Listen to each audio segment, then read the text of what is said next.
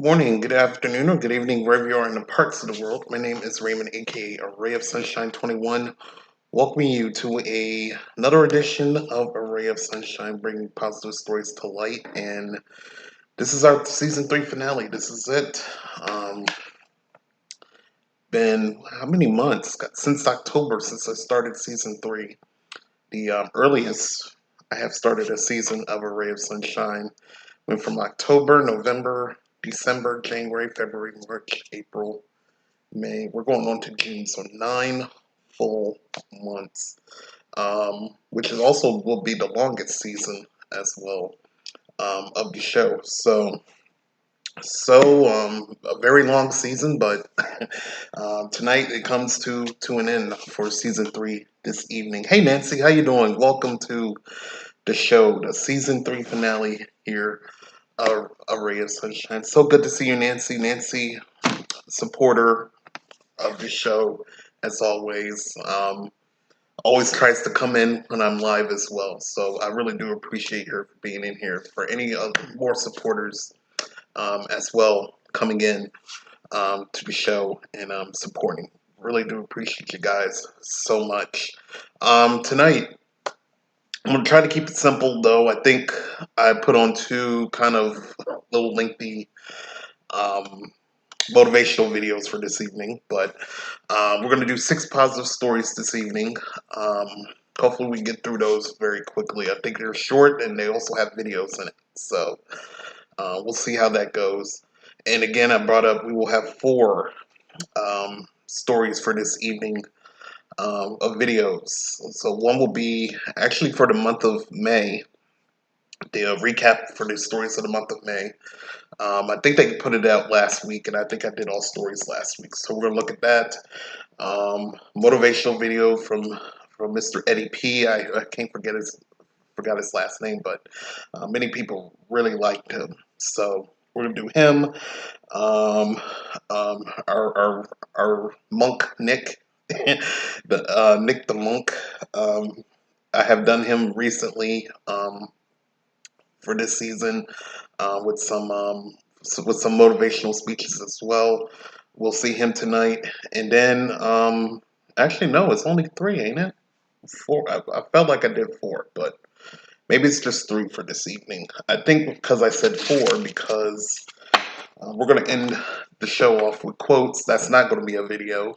It's actually going to be me, and I randomly picked 20 quotes from the calendar that is posted on my Discord. So I thought I will close the show out with me reading some quotes from the calendar, and they were handpicked by me or randomly picked by me, excuse me.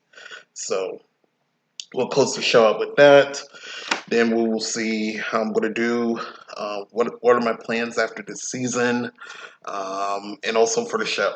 So a lot to get to this evening to close out this season. We'll probably be a little bit over 2 hours, so hope you guys don't mind that. But so I say we get ready. We can go ahead and get ready. Thank you, Nancy, for the bits. Be right back. My earbuds aren't working. All right, no problem, Nancy. So without further ado, let's go ahead and get started to close out season three. As always, I said since season two here on Twitch. Make sure to auto host on your channels here on Twitch, and make sure to share on your social medias. Well, I think I said that since season one. Facebook, Twitter, all of that, as we try to spread some positivity in 2023. If you guys are ready, let's go ahead and get started with our first story for this evening. A nurse and her boyfriend saved a man's life on a flight home from the Bahamas vacation. And this is for Andy Corbley of the Good News Network for June 6th of 2023. And I would like to give a shout out to the Good News Network. Since day one, I want to say, well, not day one, but ever since the first season and going to the second season, third season, I've been using their stories. Um, So I really do appreciate the goodnewsnetwork.org. They have some good positive stories on their website. Stories from this week, last week, last month, last year, years past. Any stories that you don't see here, it will be on their website. So check them out, thegoodnewsnetwork.org. So glad to be reading their stories. I know they don't mind sharing stories out. So I bring them along with you guys. So I really do appreciate the wonderful stories they do on their website. So make sure, goodnewsnetwork.org. So again, a nurse and her boyfriend saved a man's life on a flight home from the Bahamas vacation. And again, this is from Andy Corbally for the Good News Network for June 6th of 2023. Let's go ahead and get started with the season 3 finale of the show. If you guys are ready, let's go ahead and get started. Move that up a bit. Here we go. A man named Michael can thank his lucky stars that when his heart stopped aboard an airplane, there was a healthcare angel sitting just a few rows back. Emily Rains, an acute care nurse at a Baltimore hospital, was flying back from a vacation in the Bahamas with her boyfriend when the flight attendant asked if there was anyone aboard with medical training. The attendant over the intercom said a passenger was having a medical emergency, and Rains quickly volunteered. Quote, on our way up there, I was trying to pregame like, hey, if we have to do compressions, I need you to do compressions. I'll take care of everything else. Rains described the tense moments during the emergency, discussing the game plan with her boyfriend, a former nurse who now works in finance. She told CBS News that once she got to the passenger seat, he was slumped over, flushed purple, and not breathing. Together, they did chest compressions or CPR for about 23 minutes with just 7 minutes until landing. Their good work revived the man. He was rushed to the hospital as soon as the plane came to a halt, while Rains was treated to a hero's welcome as she returned to her seat further back in the plane. Quote, we were amped because it's so awesome to have that feeling. And afterwards, you're just like, oh wow, we did this. We saved somebody's life, Rains exclaimed. A short time later, Rains received a message from Michael's wife expressing her deep gratitude for the saving of her husband. Quote, I cannot possibly thank you enough for saving Michael's life. There are no words. If I could, I would like to at least make you some cookies, the woman said. So we're going to go ahead and get started. Hey, Frank, how you doing, man? How you doing, man? Welcome. Well, actually, I get to see you again because I was on someone else's broadcast. So you were in there. So good to see you, man. Let's go ahead and get started. Let's go ahead and take a look at this first video from one of these stories here. Again, a nurse saving someone's life, a nurse and a boyfriend saving someone's life on a plane. Here we go. Oops, let me mute myself as well. Not all heroes wear capes, and in this case, a local nurse and her boyfriend jumped in to help mid-flight to save a man's life. And the heroic act happened while they were returning home to Baltimore from vacation in the Bahamas. Stefan Dingle shares this incredible story. While in the air on Southwest Flight 553, GBMC acute care nurse Emily Rains and her boyfriend hear a call from a flight attendant for anyone with medical experience in the plane as a fellow flyer was having a medical emergency. On our way up there, I was trying to pregame. I was like, hey, if we have to do compressions, I need you to start doing compressions. I'll take care of everything else. With a game plan already set, Emily and her boyfriend Daniel jumped right into action as other passengers emptied out medical bags to assist this man who had no pulse. I see him slumped over in the seat. His face is completely purple. He's Caucasian, so it was quite alarming, obviously, seeing his face look that way. After several rounds of compressions with a little more than 30 minutes until landing, I would say 7 minutes before we landed is when we got him back to life. Emergency personnel took the man to the hospital right away, while Emily and Daniel got a hero's high fives while walking back to their seats. But nobody more grateful than the wife of that man, who sent Emily a kind text of gratitude a week and a half later. We're still not completely sure what happened. He didn't have a heart attack, but obviously his heart stopped. They believe that multiple factors played a role, mostly due to his low oxygen levels. I cannot possibly thank you enough for saving his life. There are no words. It's not every day a couple can bond over saving a life, but for Emily, her quarterly CPR training at the hospital and the assistance of her boyfriend, who is a former nurse now working in finance, takes the service of compassionate care to new heights. Like we were amped, yeah, because it's so awesome, like that feeling, and then afterwards you're like, oh, we did this, like we saved somebody's life. Just another day and another selfless act by one of our many healthcare heroes, even while on vacation. I'm Stefan Dingle for WJZ.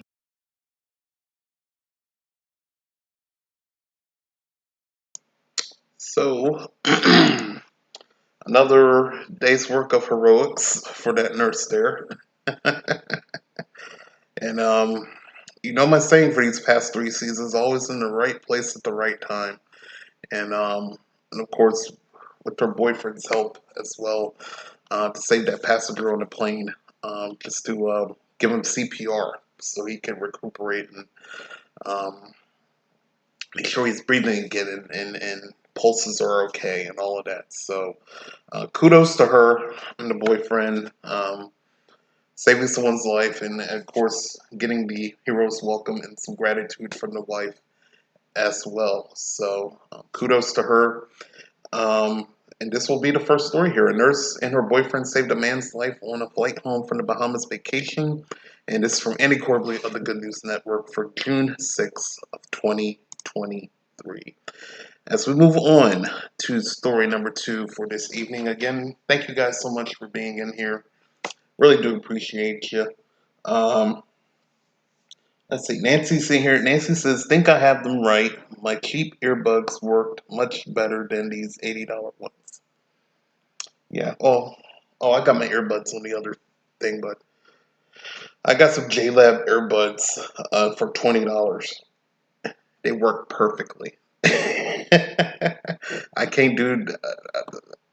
If it's $80, probably the sound will be better, but will it last long? That will be the question. So, but I went and got some $20 earbuds like during Christmas, and as of today, they still work well.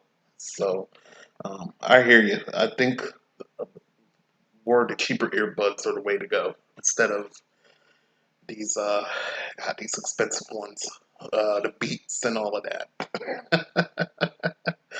So, but I hear you.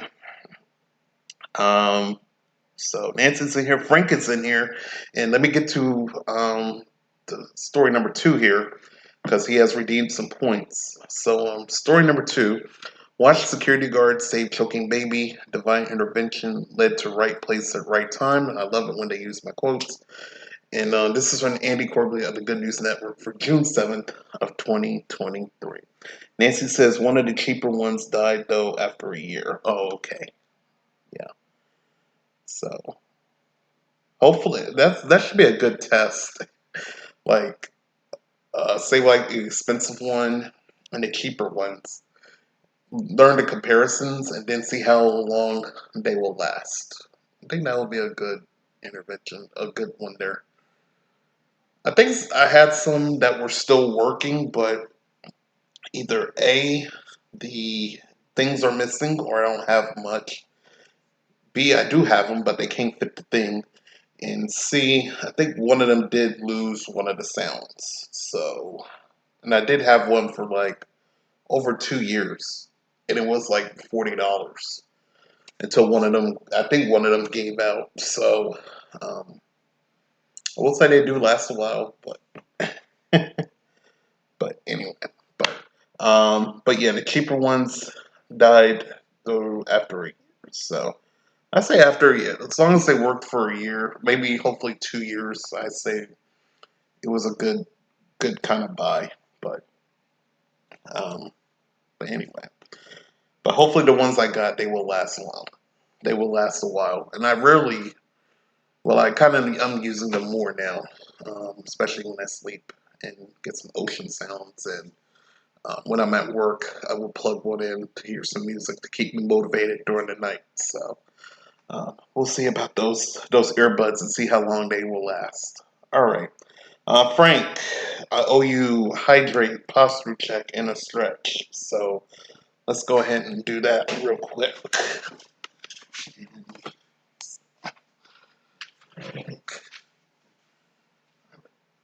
So I think I'm far back. Stretch, stretch. Stretch on out. There we go. Do little foot kicks. Why not? Stretch. We're gonna do a posture check here. And we're gonna hydrate. Thank you so much, Frank, for those 3 awards, man. Do appreciate you. Thank you so much. All right. So let's go ahead and go on to story number 2. Again, watch security guard save choking baby. Divine intervention led to right place at right time. And again, this is for Andy Corbally of the Good News Network for June 7th of 2023. If you guys are ready, let's go ahead and get started with our second story for this evening. 2 security guards are being hailed as heroes after assisting a mother whose infant son was choking. It was just before noon that Joey Madriel and Nico Nesbitt pulled into a gas station at a busy Beverly Hills intersection and saw a scene unfolding before them. A mother with a baby in her arms was screaming if anyone was a doctor, and Nesbitt, a former Marine, rushed to help despite the fact he wasn't a doctor. Before he knew what was happening, the mother practically threw the baby into Nesbitt's arm, who convenes with his partner and, noticing the infant's face is blue, immediately flipped him over to start patting his back to clear his airways. Quote, then he tells me baby isn't breathing. Right then and there, I then turned, and one thing I've learned through training and everything is that you gotta slow down time. And you gotta realize and just get all the facts and put it all together, because I was pretty much in charge of getting the rescue as fast as possible, said Madriel. As private security guards for the company covered 6, Madriel used his private communication line to 911 to get an ambulance there immediately. Continuing on, it was the best feeling to feel that way, to assist a community, especially a little child. That's amazing, Nesbitt said. The whole incident was captured on the station's security cameras, and the 2 men are being hailed as heroes whose quick and decisive actions saved the baby's life. Nesbitt and Madriel believe it was a sort of divine intervention that saw them arrive on the scene at the moment. So we're going to go ahead and take a look at the second video from this story here. So 2 stories of survivals, or rescues, excuse me, and seem like they're both for kind of, I guess, choking incidents, I guess. But like I said, right place at the right time. So let's go ahead and take a look at this video here.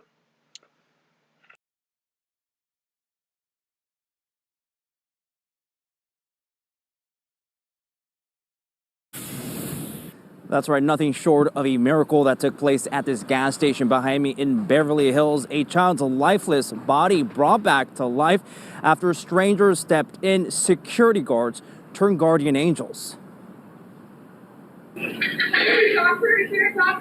A mother's desperate cries for help as she seeks a doctor who can help her choking baby. She hands off the child to a security guard, then drops to the ground.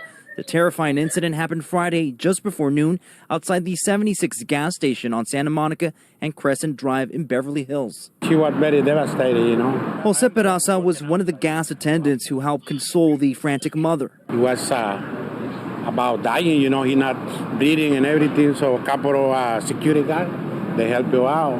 And I helped him to cover right there because the lady fell down. The guards work for Covered 6, a private security company contracted by the city of Beverly Hills. My partner told the security guard to hit the little baby on the back, so his reaction, you know, that's the way he reacted, you know, right. Soon after they patted the child's back, he started breathing. The ordeal lasted just a few minutes, from the time the mom pulls to the gas station with a lady who appears to be a nurse until paramedics arrived. Good Samaritans jumping into action to save a life, knowing that things could have ended much differently. They're doing a good job. You know, it's a human being, you know. We gotta help them. Yeah. Instinct kicks in. That's right, in the moment. Yeah, like that. That's right, a life or death moment where every second mattered. Luckily, the security guards were there. We reached out to the security company for comment. We have yet to hear back. That's the latest here in Beverly Hills. Carlos Salcedo, KTLA 5 News. We're happy that boy's okay. Thank you, Carlos.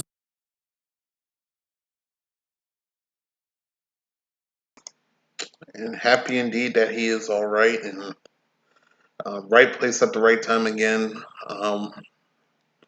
Mr. Nesbitt there and his security guard.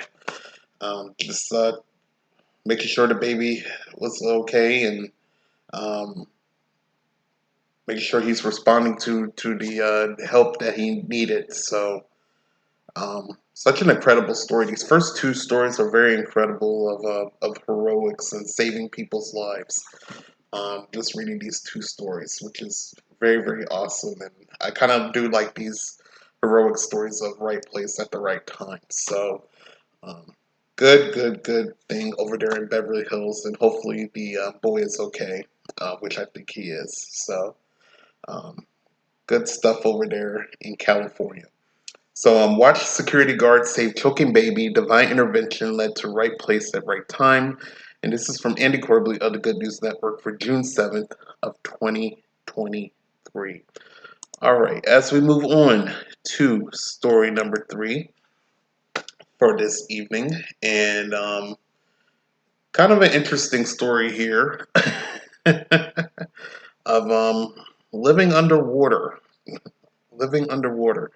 A man's biological clock set back 10 years after 93 days living under the ocean in a research station. And this is from Andy Corbley of the Good News Network for June 8th of 2023. So we're going to take a look at this interesting story here. Again, a man's biological clock set back 10 years after 93 days living under the ocean in a research station. So if you guys are ready, let's go ahead and get started with story number 3 for this evening. Here we go. A man of science locked himself in a 592 square foot underwater research station for 100 days to document the effects of pressurization on the human body. Now, having emerged from his submerged experiment, scientists studying those effects have discovered a shocking change in the man's body.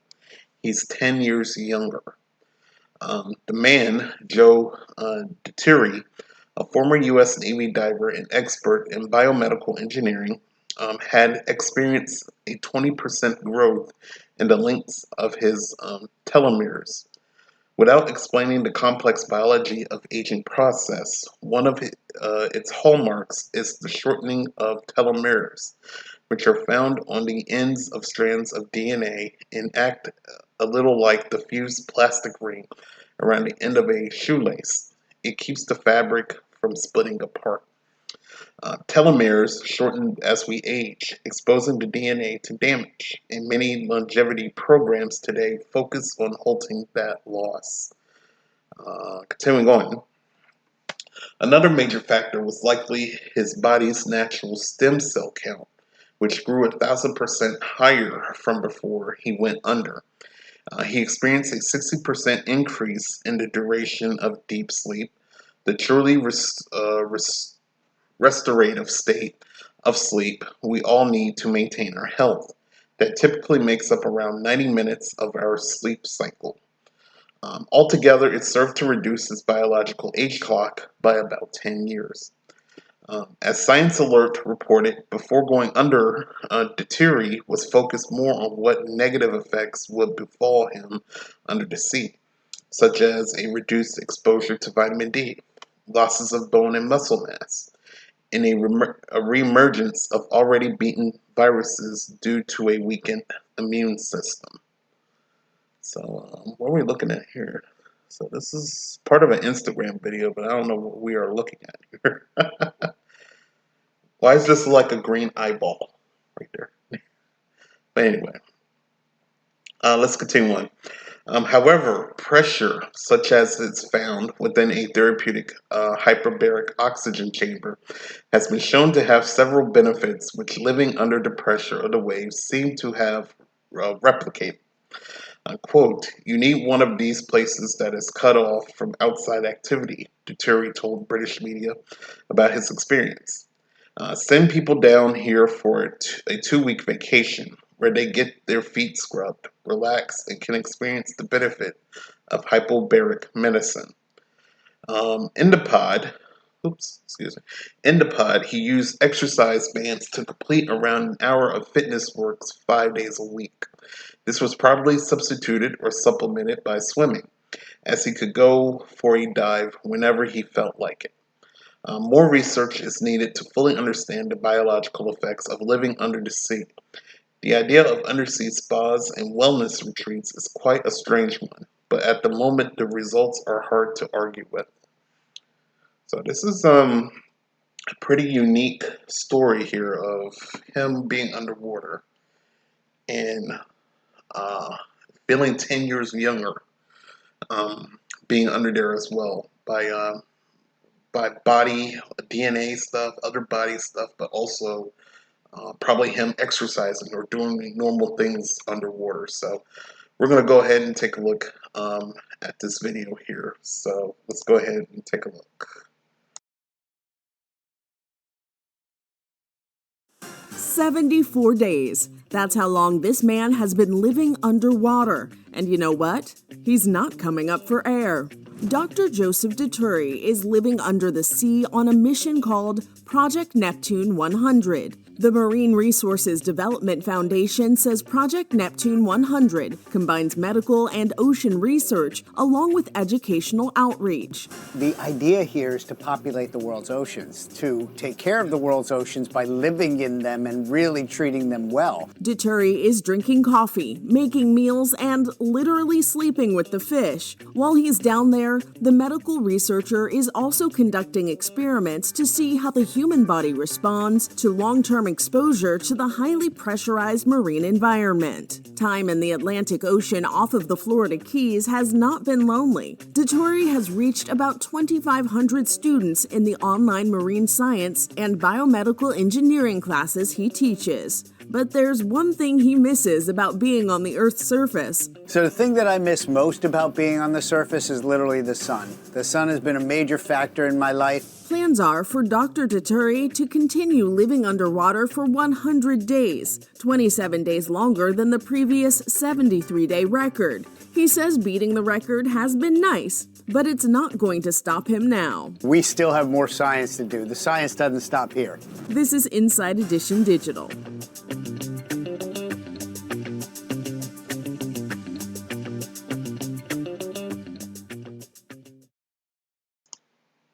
Wow. So, again, almost 100 days underwater. And just looking at it now, I see that's his window, and we're seeing him under the thing now.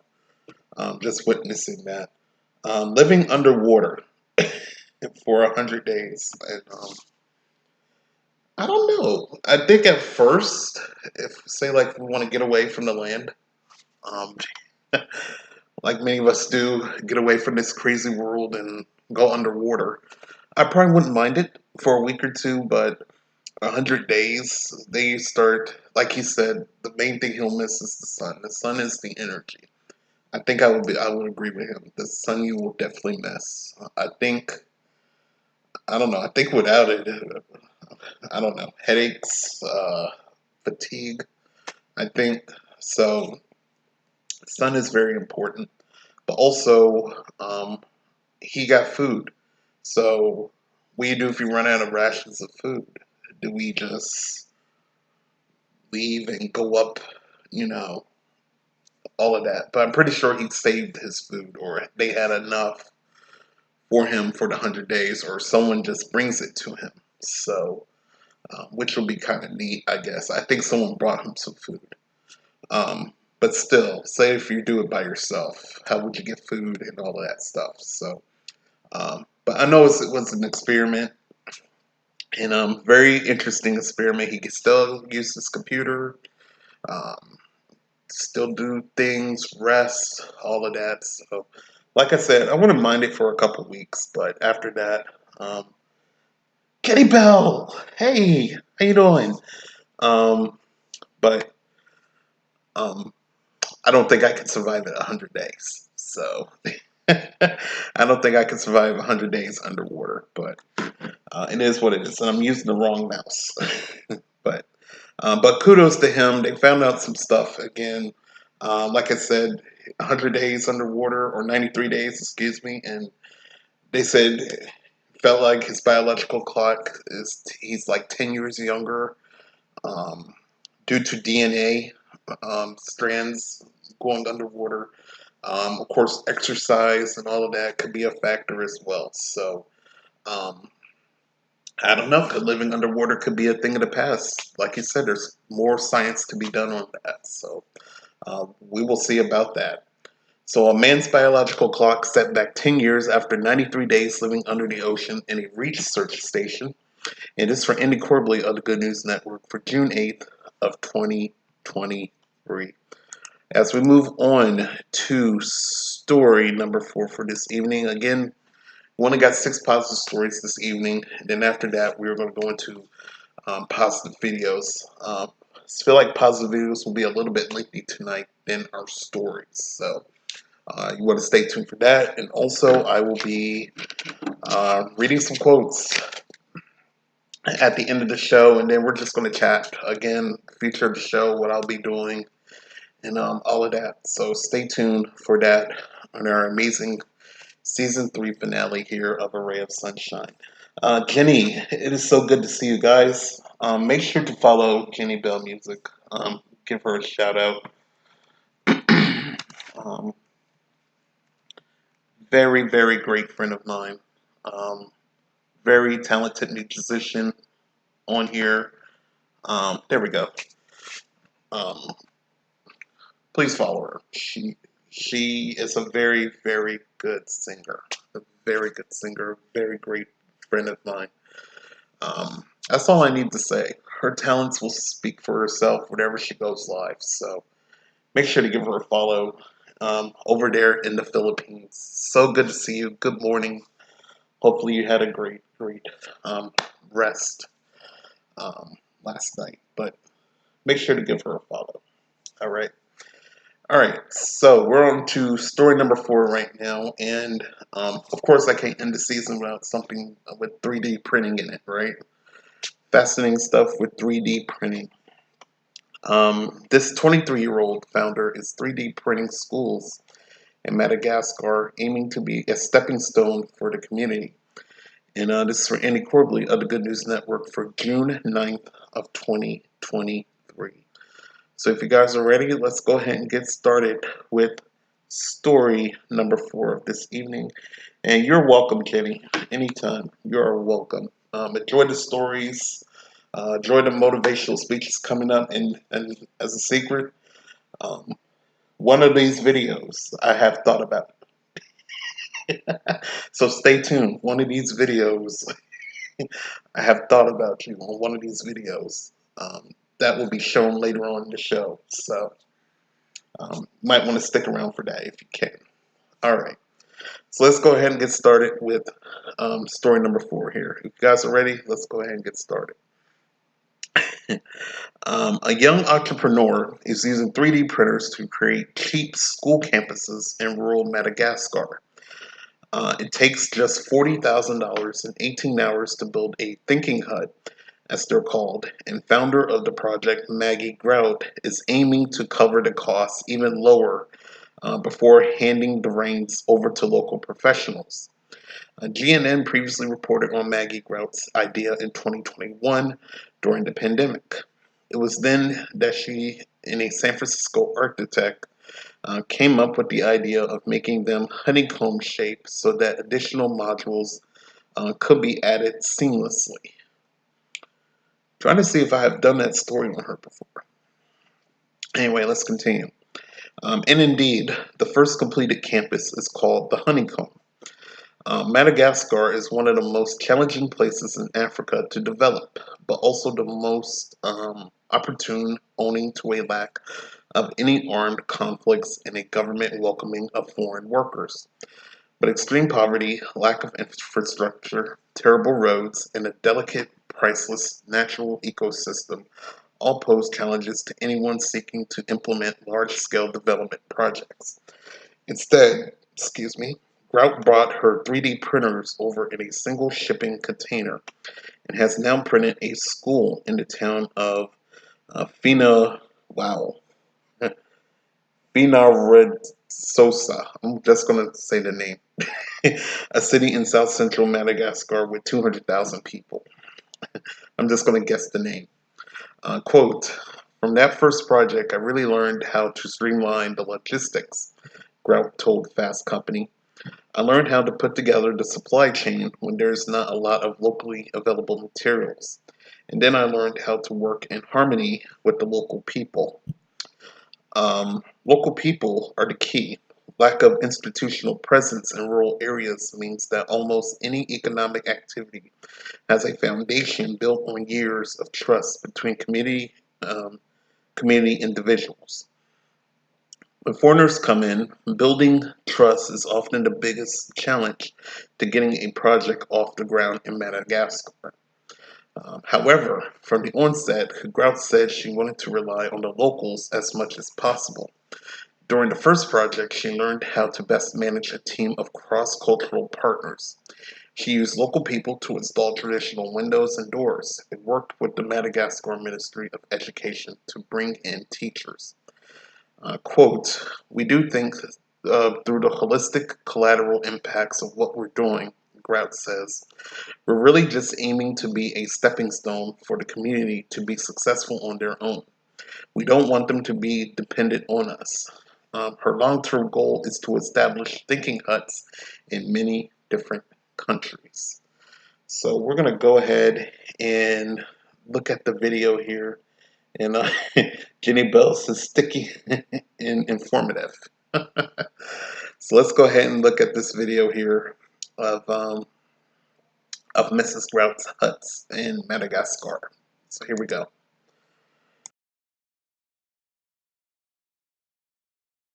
I was adopted from China when I was quite young, and I grew up knowing poverty, so I wanted to dedicate my life to breaking that cycle. People really thought I was crazy. They didn't know, you could actually use a printer to construct a whole building. I'm Maggie Grout. I'm 22 years old. I'm the founder of Thinking Huts, which 3D prints schools and areas that need them. In developing countries, a lot of times they're walking over 6 miles to the nearest school, and even that one is really overcrowded and there's just not enough space. So with 3D printing, it will look like icing a cake, the concrete mixture that's layering, and then that's how it forms the wall. It's really heartwarming to see the reaction from the students, teachers, and community. Education is really at the root of tackling poverty, so I want to end the education crisis. I am a bit of a workaholic. I'll usually forget to eat breakfast.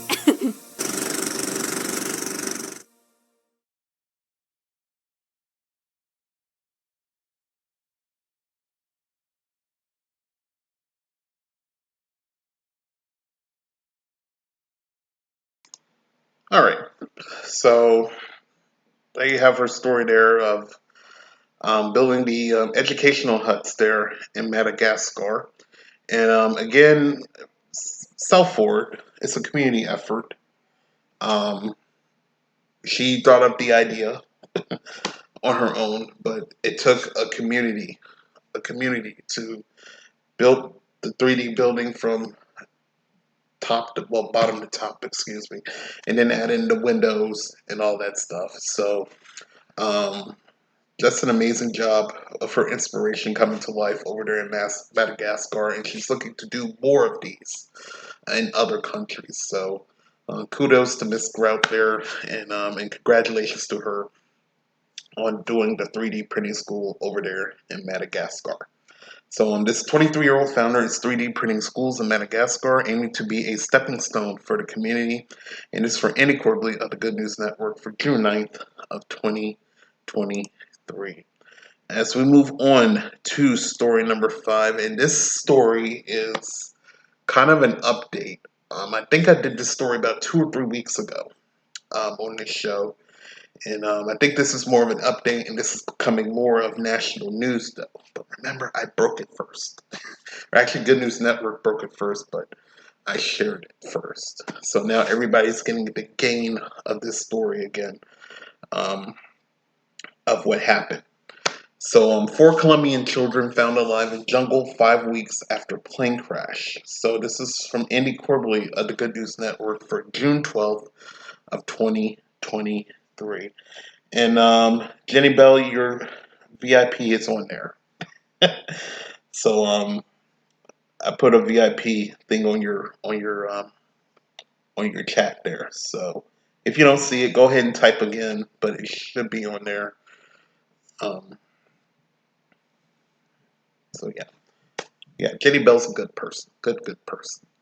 All right, so if you guys are ready, let's go ahead. And again, this is I guess a update of the story. Again, I brought to you about 2-3 weeks ago of these 4 Colombian children found alive after the plane crash. So if you guys are ready, let's go ahead and get started. 4 Colombian children from an indigenous community who survived a plane crash have been found alive after being lost 5 weeks in the jungle.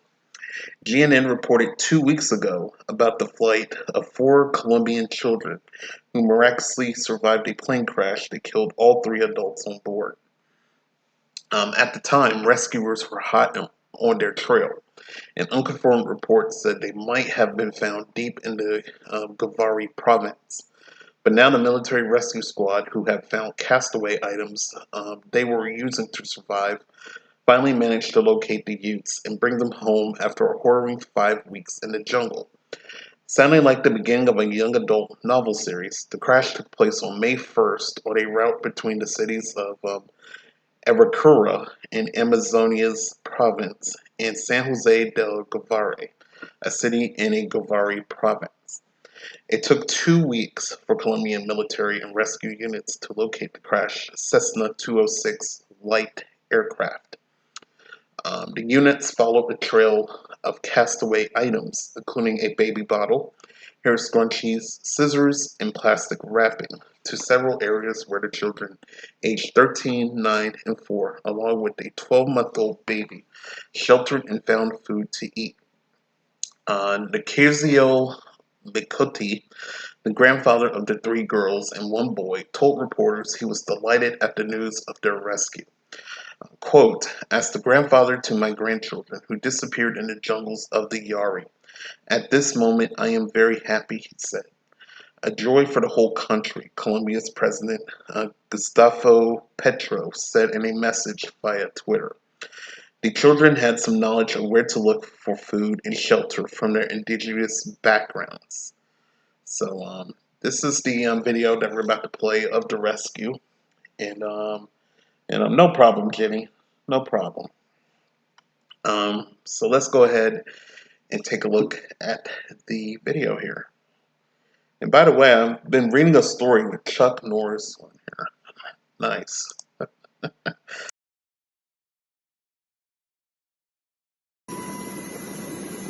Colombian soldiers found 4 children alive in the country's south on Friday, more than 5 weeks after they survived a deadly plane crash in the thick jungle.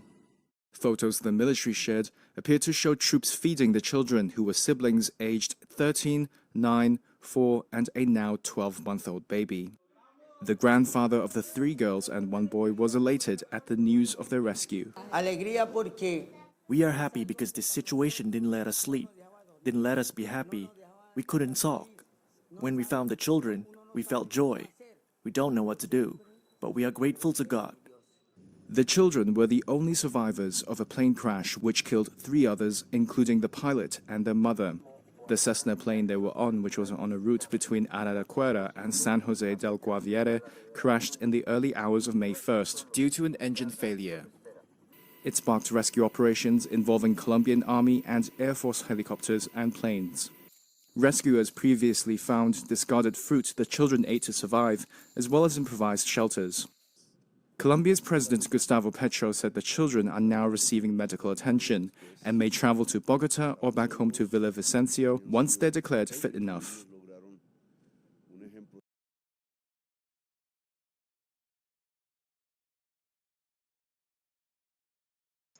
So again, such an incredible story. Um, oops, an incredible story. Um, Over there in Colombia with the 4 children. Again, 5 weeks of survival of food, getting to know their areas, all of that. It's just again an incredible story of survival of these 4 children, surviving in the jungle for that long before help came, and that's true bravery right there. Knowing what to do to survive at a young age, until help arrived. They didn't know when help would arrive. So just some incredible stuff and an incredible story, and now it is going worldwide right now. So just kudos to them. Hope they're doing all right. Again, like I said 2 or 3 weeks ago, hopefully they're still doing all right. And and um, and again, prayers to them as well, as they probably lost their parents as well. So prayers, but hopefully they're still doing all right. So, 4 Colombian children found alive in the jungle 5 weeks after plane crash, and this for Andy Corbally of the Good News Network for June 12th of 2023. As we head on to our last story, our last positive story for season 3, and I thought I always will end it out on a good note, and this one would be a good note here, and kind of a celebration as well. 103-year-old Mainer lobster lady celebrates birthday, marking her 95th lobster season. And this is for Andy Corbally of the Good News Network for June 12th of 2023. So 102, right? 103 years old, excuse me. And she is celebrating her 95th year of lobster season. So if you guys are ready, let's go ahead and close out positive stories with this good story right here. Virginia Oliver has already renewed her lobster fishing license for the 2023 season. Unlike other lobstermen, however, for this Mainer, it's an almost century-long ritual. Here's a tweet from a news station here. Virginia Oliver started catching lobsters off the coast when she was a little girl and has no plans of retiring. So this is her right here on a tweet right here. As we continue on. That's because Virginia is the state's oldest lobster fisherman at 103 years old, an anniversary that she celebrated with friends, family, news reporters, and lobster-shaped earrings studded with jewels last Tuesday. Affectionately named the Lobster Lady, Virginia has been trapping and hauling the crustaceans since she was 8 years old. Quote, "It's really not work to me," the messenger reported. She had said when she was 101, "It's just what I do. I like to do it. I wouldn't go if I didn't want to." So there's her lobster earring right there. The Lobster Lady. As we continue on, all four of her children lobster, okay, as well as her late husband. She says she loves the freedom that working on the water offers her. Her life, upon reaching its 102nd year, was illustrated in a children's book called The Lobster Lady, Maine's 102-year-old legend. Asked candidly when she planned to retire, she replied to News Center Maine that it would have to be when she dies and not a moment before. I hear you on that, to the Lobster Lady there. Let's go ahead and take a look at the video of her. I guess celebrating her 103, and probably we might hear a story from her with her lobster stories. So let's go ahead and look at the video here.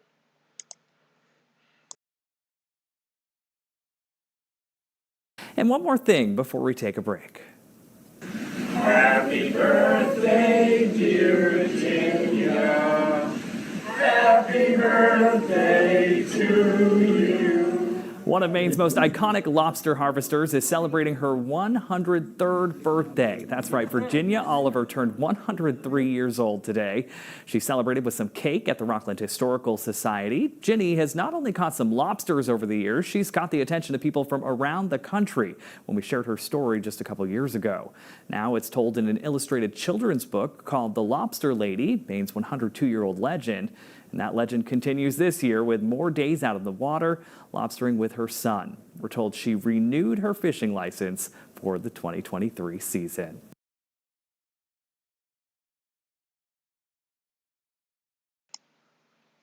And there you have it.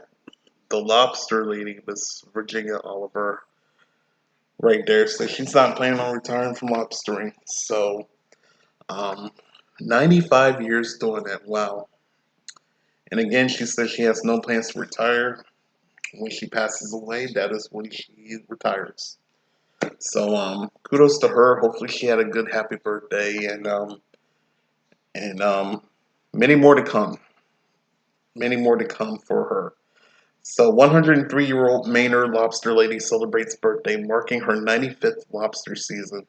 And this is for Andy Corbally of the Good News Network for June 12th of 2023. And that will end positive stories for season 3 of Array of Sunshine. And now we're going to go ahead and look at our positive videos for this evening. And again, these will be a little bit lengthy. This first one will be kind of short, but our next two will be motivation speeches. A little bit lengthy.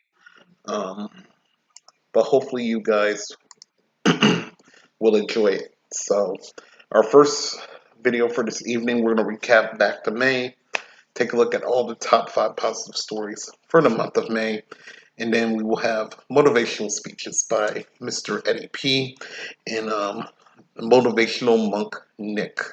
And so hopefully you guys will enjoy the motivational videos as we close out season 3. And also when the videos end, I will be reading quotes randomly picked by me. So without further ado, let's go ahead and get started with our videos. Nancy says that's incredible. It is incredible. You talk about the Lobster Lady. They're 103 years old and lobstering for 95 years. That is incredible, mind-blowing. And she, again, she says when her time comes, that's when she retires. So we could still see her doing lobstering at 100 years. She might hit that 100-year mark. So we'll see about that. As I sit here with a bionic knee. It's all right. Hey, it's all right. You know, I say it's never too late to do anything. So it's all right. It's all right. You're worried about your health, though, Nancy. So hopefully you're doing all right. So, but if you guys are ready, let's go ahead and take a look at our first video for this evening. Again, the top 5 positive news stories for the month of May.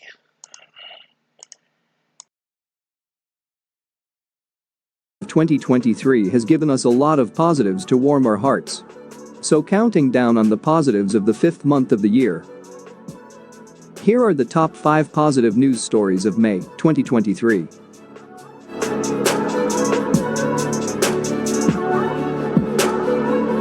If you like the video and find the content meaningful, then kindly press the super thanks button and contribute whatever you can to the channel. Your contributions will help us create more engaging and informative positive videos. Number 5. Musicians to credit Earth as collaborator and send royalties to environmental causes. A group of musicians will start naming planet Earth as a collaborator on the music, which will send some of the royalties to environmental causes. Artists including Brian Eno, Fraser T. Smith, Jacob Collier and Anna Calvi will include a credit to Earth as a co-writer for upcoming music. The artists can choose a percentage of royalties to go to Earth%, a charity founded by Eno. Additional artists joining the movement include Mount Kimby, Erlin Cooper, Rostam Batmanglij, and Aurora. According to Earth%, the funds are diverted to various causes, including toward people at the front lines of climate change, scientific solutions to climate change, actions to change cultural norms, and system-wide changes like policy making and economic incentives. The organization's vision includes making the music industry more sustainable, protecting and restoring nature, and contributing toward more sustainable and equitable communities. Earth% has a goal of raising $100 million by 2030. Number 4. 13 years after losing both legs in Afghanistan, veteran summits Everest establishing world record. A Nepali veteran of the British operations in Afghanistan has become the first double above-the-knee amputee to summit the world's tallest mountain. Hari Bhutamagar, who lives in Canterbury, reached the top on May 19, having started the climb on April 17, 13 years to the day since he lost his legs in an IED explosion. I grew up in Nepal, up to age of 19, and I saw how the disabled people were treated in those remote villages, he said. Many people still think that disability is a sin of previous life, and you are the burden of the earth. He tried to kill himself a couple of times, but eventually decided to climb Everest instead. However, there was a legal summit to conquer in his native Nepal before he could tackle Mount Everest. Disabled people had been banned by the Nepali government from attempting the mountain. Enough people die on the journey every year, and the authorities saw no reason to risk that. But Hari was able to overcome that roadblock and prepare for the real quest. He used a variety of interchangeable prosthetics for the climb, which included some equipped with ice spikes and others with mountaineering boots attached. Completing the mission, Bhutamagar says he wants to return to the spot in Afghanistan where he lost his legs in order to say thank you, because if he still had his legs, he would never have climbed Everest. Number 3. Nest Man of India has built 250,000 homes for sparrows and trains students to build more. In the second largest greater metropolitan area on Earth, one man's dedication and love of the common sparrow have the potential to transform a generation of young Indians. Rakesh Khatri, known as the Nest Man of India, has always found sparrows a source of great joy, and even growing up in the bustling streets of Delhi, wherever he saw the simple seed-eating birds, he was gladdened. In an effort to make sure the sparrows of Delhi have a home in the big city, Khatri builds nests out of coconut husks, cotton, jute, and other materials, and has already hosted nest-building workshops in 3,500 schools across India, totaling more than 100,000 pupils. Before the 1980s industrial boom in Delhi, Khatri's home near a bustling marketplace was filled with sparrows. The terrace of his family house had several nests there, and his family used to wake to their pleasant chirping every morning.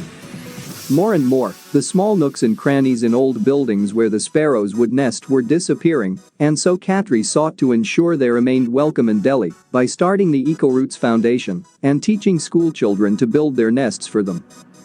His efforts have resulted in nearly 500,000 nests being made entirely of recycled or biodegradable natural materials. Number 2. Ex-racehorse destined for kill pen, rescued by woman who helped raise her. Megan Martin has seen a lot of long faces in her years as a horse trainer, and it was this history that allowed her to turn a potentially sad story into a happy ending. She was just a teenager when she met the young mare Saxi, a horse that was to be trained for racing.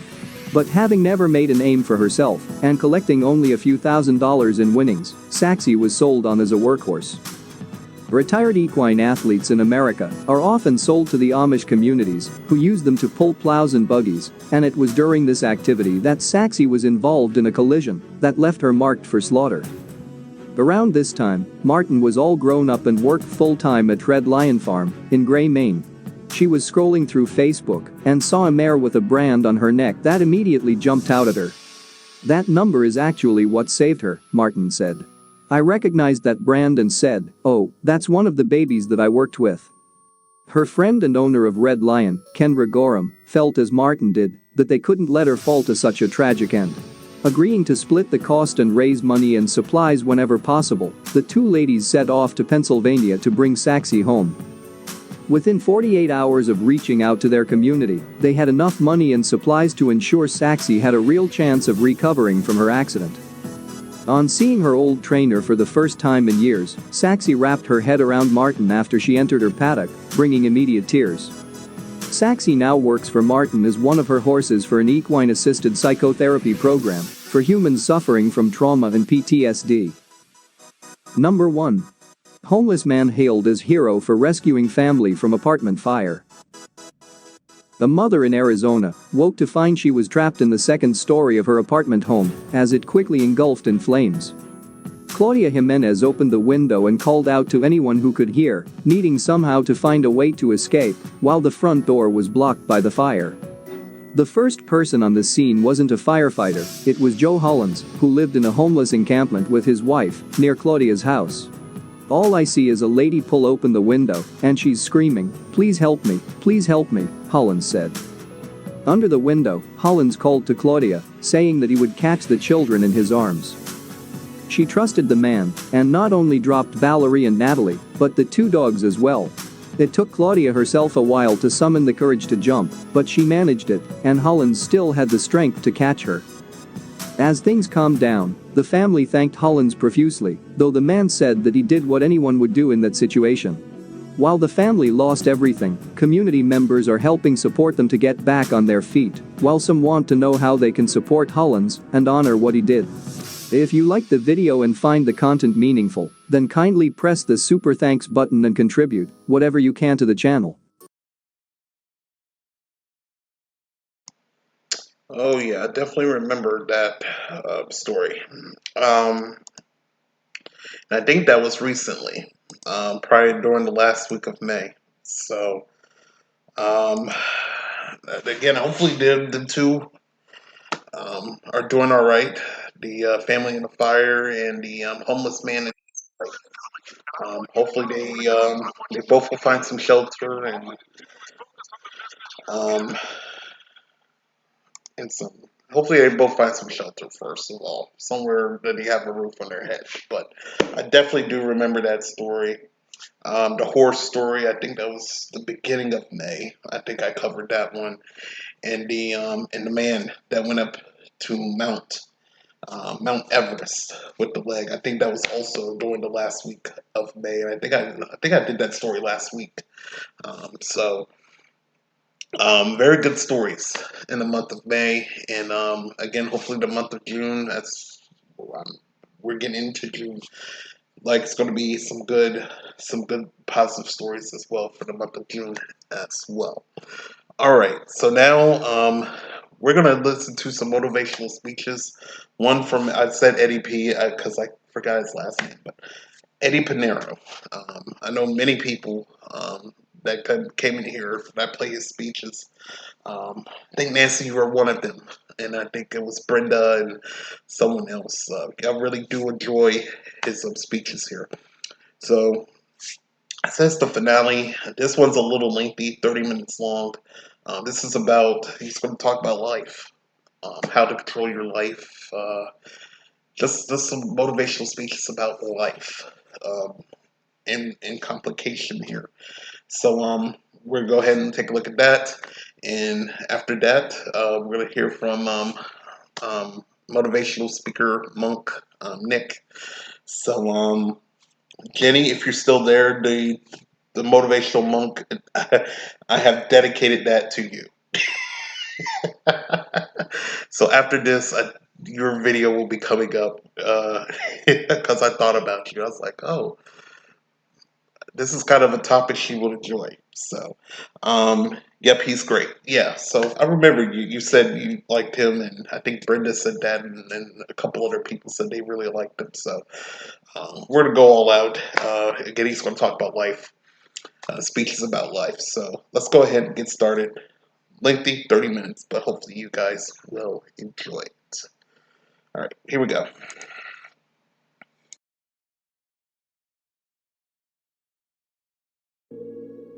What if those less than ideal things in our lives,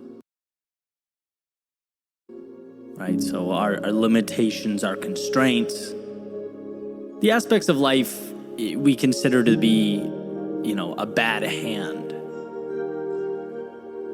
What if they weren't just things we need to learn to accept or little tragedies we have to live with? What if they were ultimately the aspects of our lives that create the best of us? the elements of our world that push us to our greatness. And this came to mind earlier. I was listening to a book called How to Think Like a Roman Emperor by Donald Robertson. And he explores this point. He talks about Socrates in ancient Athens and how he lived in abject poverty. How, according to the standards of ancient Athens, was not an attractive person by any means. Just seemed to have a lot working against him. And the question that's posed is whether these exact circumstances ultimately created the man that became one of the most important thinkers in history. He implies that his reality and his surroundings shaped his worldview, so it only makes sense for one to conclude that all of it contributed to the life he lived.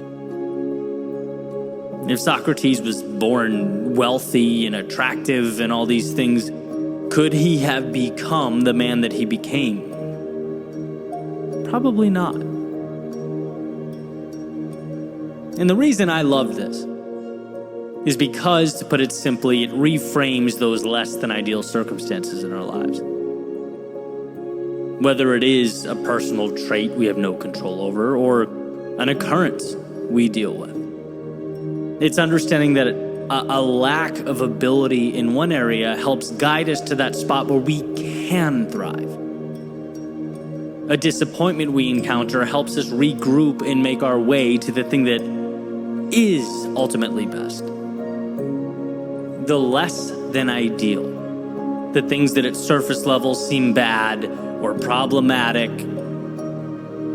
they're always working for us to push us towards our contentment and our growth, to our greatness. I can say on my end, it was the turbulence I experienced in my life that created that sense of curiosity for me.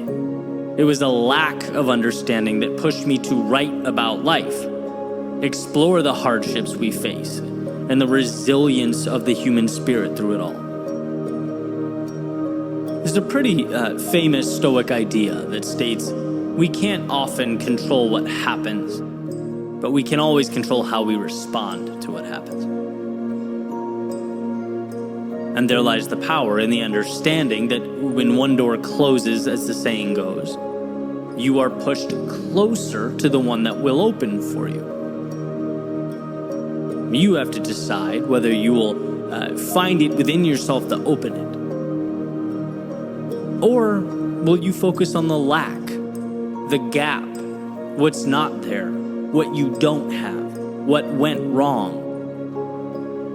See, all those things, the things that most people use as their reason to stop or quit or not go, they can be the reason you lose, or they can be the very reason you win. You find a way.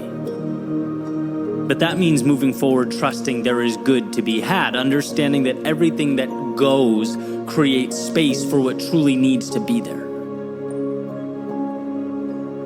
I understand it's common, right? But it's not just a cliche that adversity creates us, that difficult times shape us. Why? Because we are transformed by the bad and the difficult, and that which in the moment does not seem ideal. Because they force us to move further into what we were meant to do and who we were meant to be. Just like Socrates was created from his adverse situation, his brilliance derived from his circumstance, your greatness will be derived from yours. So remember that next time you feel as though you've been slighted by life or something's been taken away from you. While it may feel negative, and I get it, from time to time it does, it ultimately becomes the wind at your back, bringing you where you most need to be.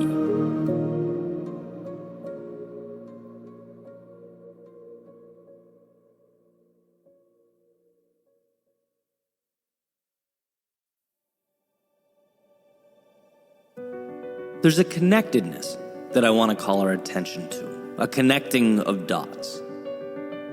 Let's reverse engineer this simple idea, okay? Life's trajectory is most inclined to change in our biggest moments, right? It's the opportunities that come around once in a blue moon, when it's all on the line. The moments where we have to operate under tension. How do you perform when the lights are the brightest, when the outcome weighs heavy? We only get a few truly revolutionizing opportunities in life, and we must be our best in those moments. Okay, but how? That's the million-dollar question. And as far as I'm concerned, the answer is in the mundane, the boring things. The answer is in repetition of the tiny steps that stack up again and again and again.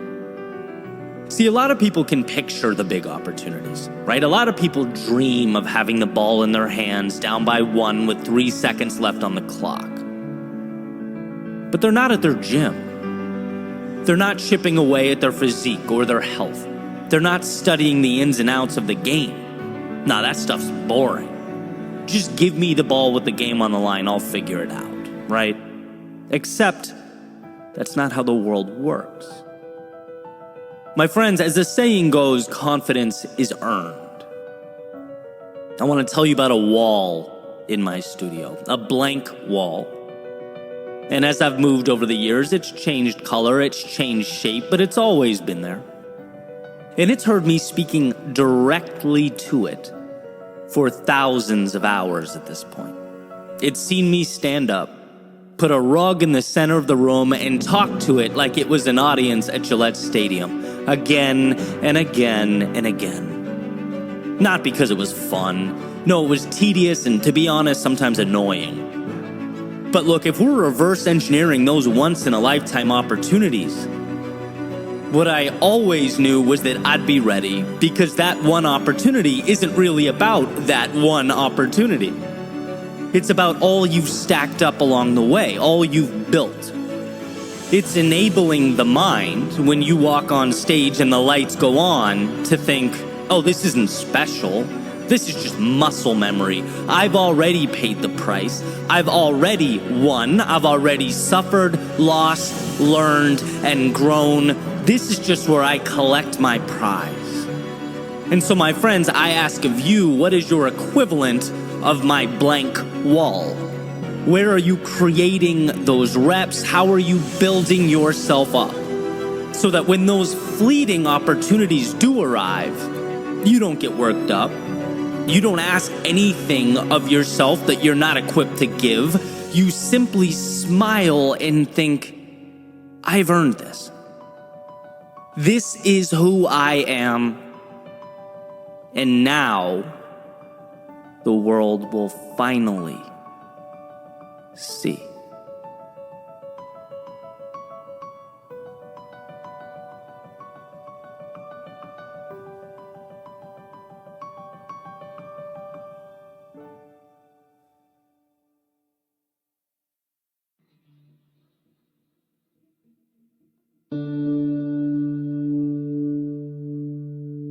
We all enjoy the prospect of perfection. And everyone has an ideal outcome. We all make plans. But very rarely do they unfold as they were drawn up. Why? Well, because life is predictably unpredictable. It's mysterious. Yet for some reason, we march on toward the acquisition of a flawless existence. Scared of anything but an undamaged, untarnished, immaculate reflection staring back at us in the mirror.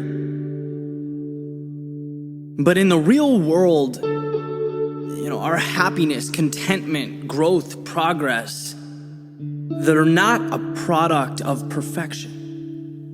They're built from the imperfections that we collect along the way. The trials, the tribulations. When you piece all that together like little puzzle pieces, they depict the beauty. They show the image that's always been so highly coveted. In other words, the process of rebuilding creates something more valuable than the same pieces before they were broken down, when they were untouched. In Japanese philosophy, there's a concept known as kintsugi, which is the art of repairing broken pottery with a golden lacquer. It's the idea that we don't want to hide the damage, but we want to rebuild it into something more meaningful, more valuable. Embrace the imperfect, own and cherish it. There's an old story about a tea master known as Rikyu. And he was attending a Japanese tea ceremony with one of his followers, and the follower tries to impress Rikyu by buying this fancy clay jar and making it visible during the meeting.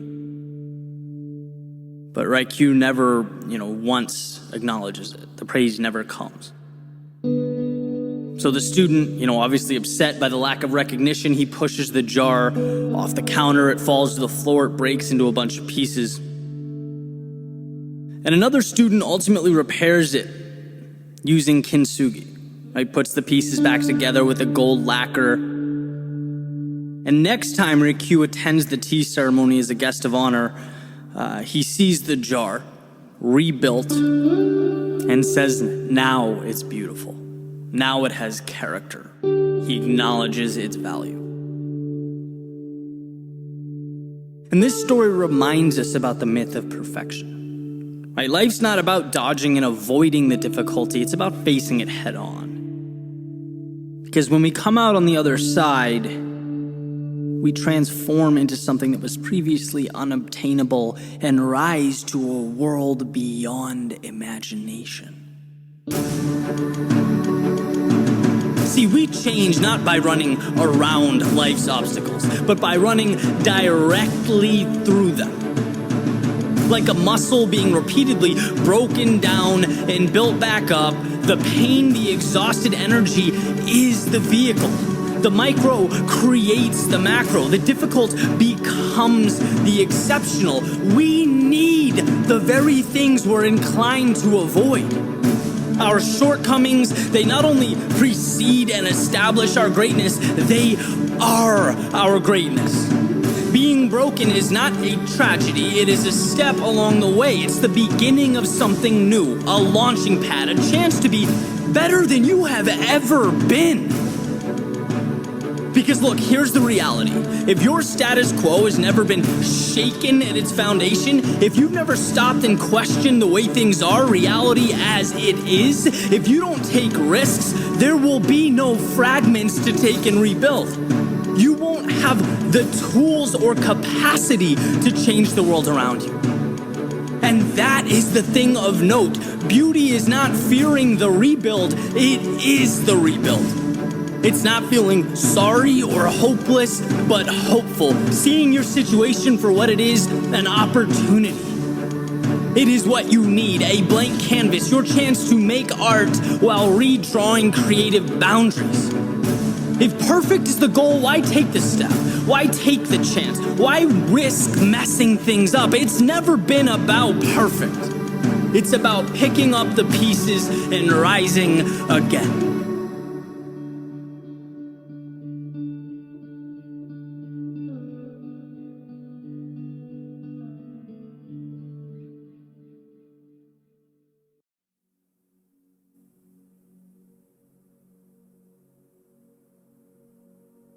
There's an old quote that states 80% of life is showing up.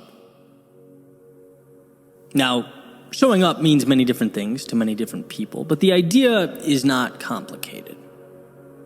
You can't do anything of significance unless you have first and foremost arrived.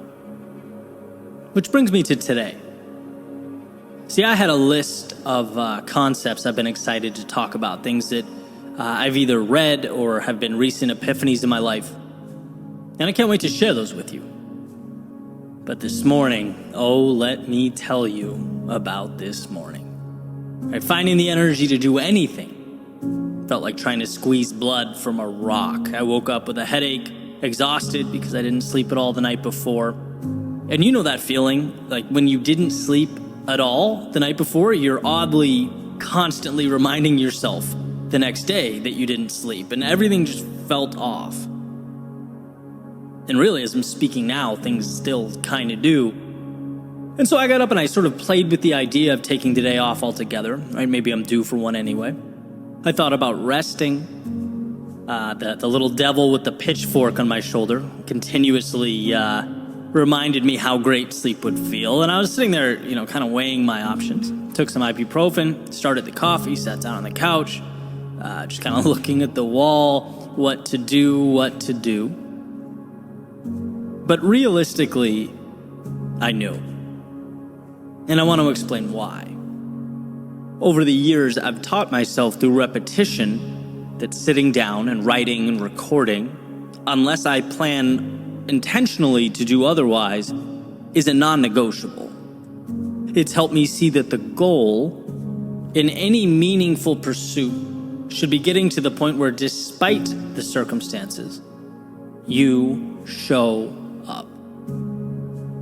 Stephen Pressfield, whose voice often echoes in my mind when I come face to face with these situations, he wrote, "Art is war, between ourselves and the forces of self-sabotage that would stop us from doing our work.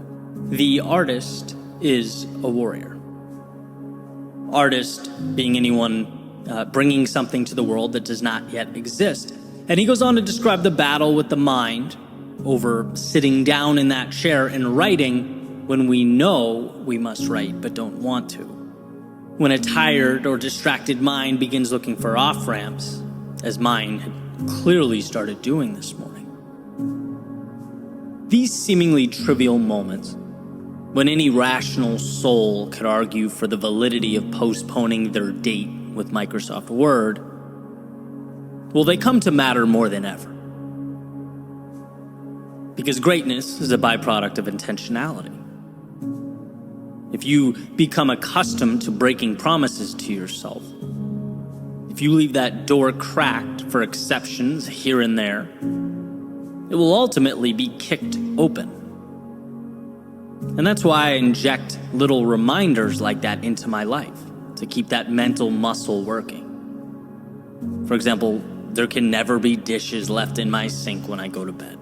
Why? Because if I skip it once, there will always exist reasons to skip again. It's a very easy thing to not care about.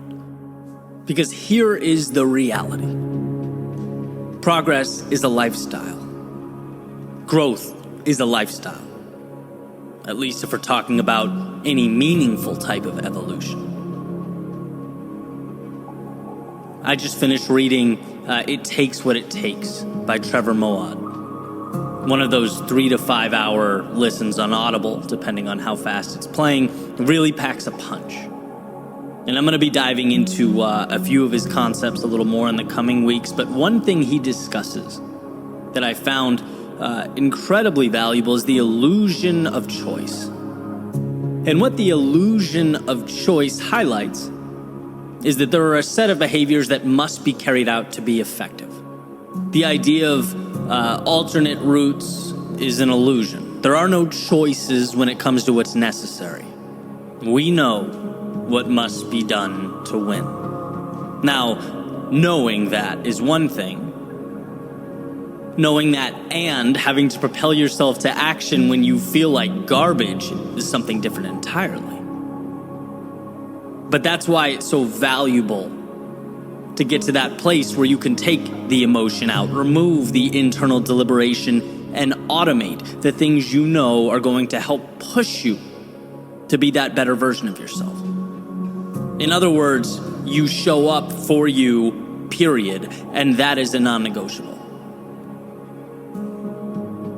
That's the level we all need to get to. And I'm thinking about this, drawing parallels to a lot of different aspects of my day, right? The interval training I have this afternoon. When you're exhausted, 40 minutes in, and are switching from squats to mountain climbers or whatever it is, right? Instructor makes the announcement. I don't think about anything. I don't give myself a chance to try and rationalize any weakness. Right? No, if this is important to me, keep that door shut. No thinking, just doing next.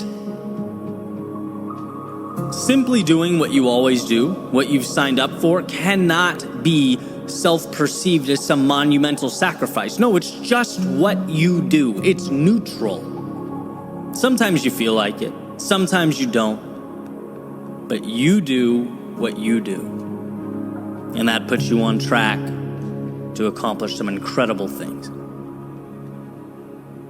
And so remembering this ultimately pushed me through that studio door this morning and placed me down right in front of my mic. Sure, I had to adjust some things. Definitely picked some, mellower music. There's going to be no crescendos today or my head will explode. But this is not torture. In fact, I'm really happy with the way the episode's turning out. I would have missed out on something that I think is going to be pretty valuable in a variety of ways. But what I'm telling myself is that this is not a victory. It's certainly not defeat. It's just what I do. And so the question worth asking yourself when facing the adversity life presents, in whatever arena you are in, is, are you willing to show up for you? Can you turn that internal deliberation switch off when it comes to the necessities before you? Minimize that rationalizing that I battled with this morning. We don't need or want that. There should be no thinking, no cracked doors, no metaphorical dishes in the sink. If you decide something is important and you sign that dotted line, when it's time to execute, you act. And then you move directly onto the next. The goal is to not even negotiate with weakness. Now, that's not to say Pressfield's aforementioned war of art won't rage on as you journey to the new horizons you've set out for. But just like anything, it's an understanding that will help you focus, will help you say no to the distractions and the minutia, and continue writing your story, constructing your reality line by line and piece by piece.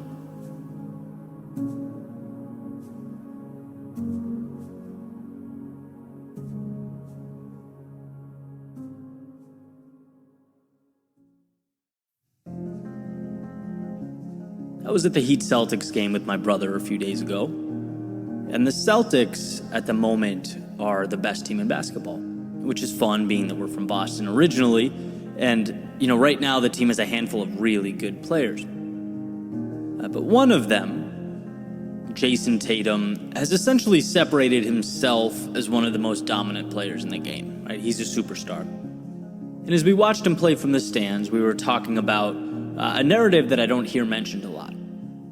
And maybe it is in basketball circles, but I don't hear it much out and about. I think it's incredible. It's the fact that Boston's general manager at the time, Danny Ainge, saw value in Tatum way before everybody else. Now, don't get me wrong, he was always elite. But the Celtics GM saw superstar potential in Tatum to a much greater extent than everyone else, right? In fact, in the 2017 draft, the Celtics had the first overall pick. And, for those unfamiliar, it's usually pretty obvious how the first handful of picks are going to go, right? The players are all ranked before the draft, and the team with the first pick is going to select the first best player, obviously. The team with the second pick is going to select the second best player. And while it was sort of known that Tatum was the agreed upon third best player in the draft, that the Celtics didn't want number 1 and 2.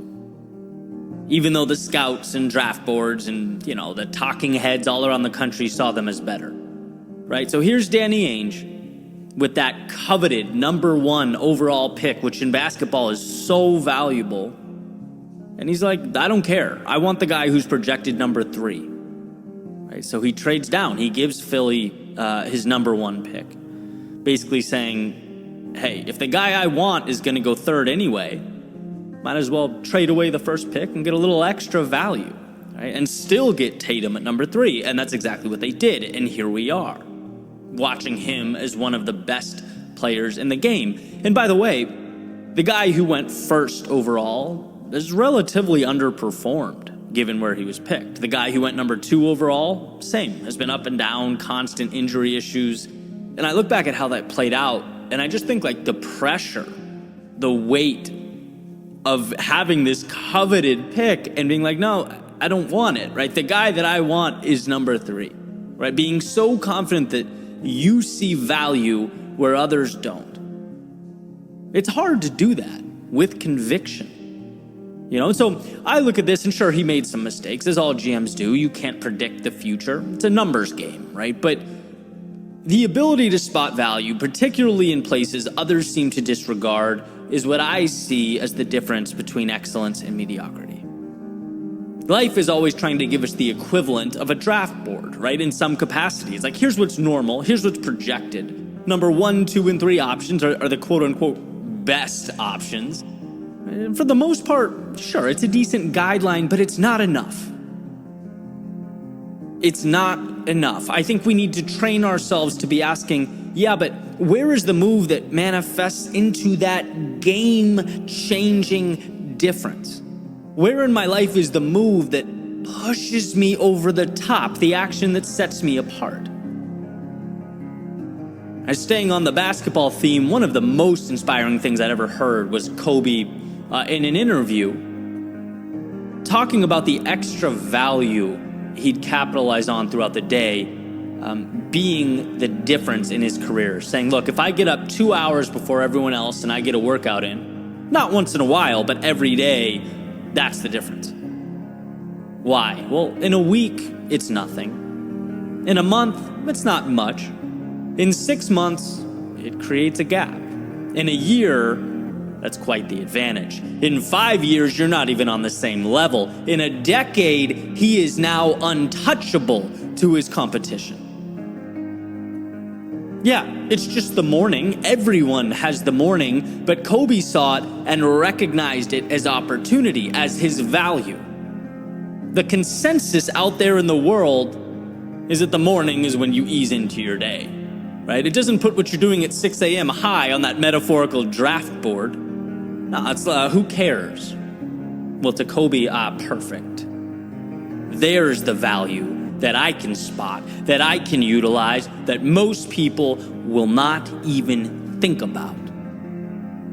And in totality, I believe that to be the truth, right? Like, you can do fine simply anticipating and living in and around the value as identified by the majority, by following their blueprint. But to separate, to move from adequate to excellence, you need to find those places where you can squeeze more out of life. You need to dive deeper into what's around you than, that's what's expected, or that's what everyone else is doing. That's what's perceived as valuable. Be your own GM, right? Question the way of things. Not just out in the world, but in your home, in your day-to-day. Where are the moves that can take you from a 6 inefficiency to an 8? What ways can you be unconventional? Flip the script to unveil the value you've been walking by for months, years, maybe even your whole life without realizing. There are always pieces around us to be great. And not just get by or survive, but thrive. There are the necessary ingredients to our right and left, always, to astound ourselves. We just have to arrange them in a way that allows us to maximize their value. It's a constant moving of parts. Trying again and again, but not settling for a ranking system to life as prescribed by the outside world. There's more if you're willing to find it.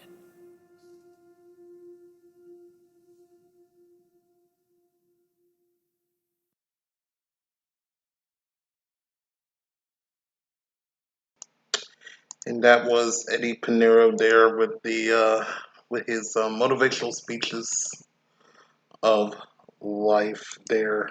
And hopefully you guys enjoyed that speech. And again, one of the fan favorites of the motivational speeches that I present here on the show for season 3. So I thought it was nice to bring that along, bring a little bit more of a lengthy, um, a lengthy video, but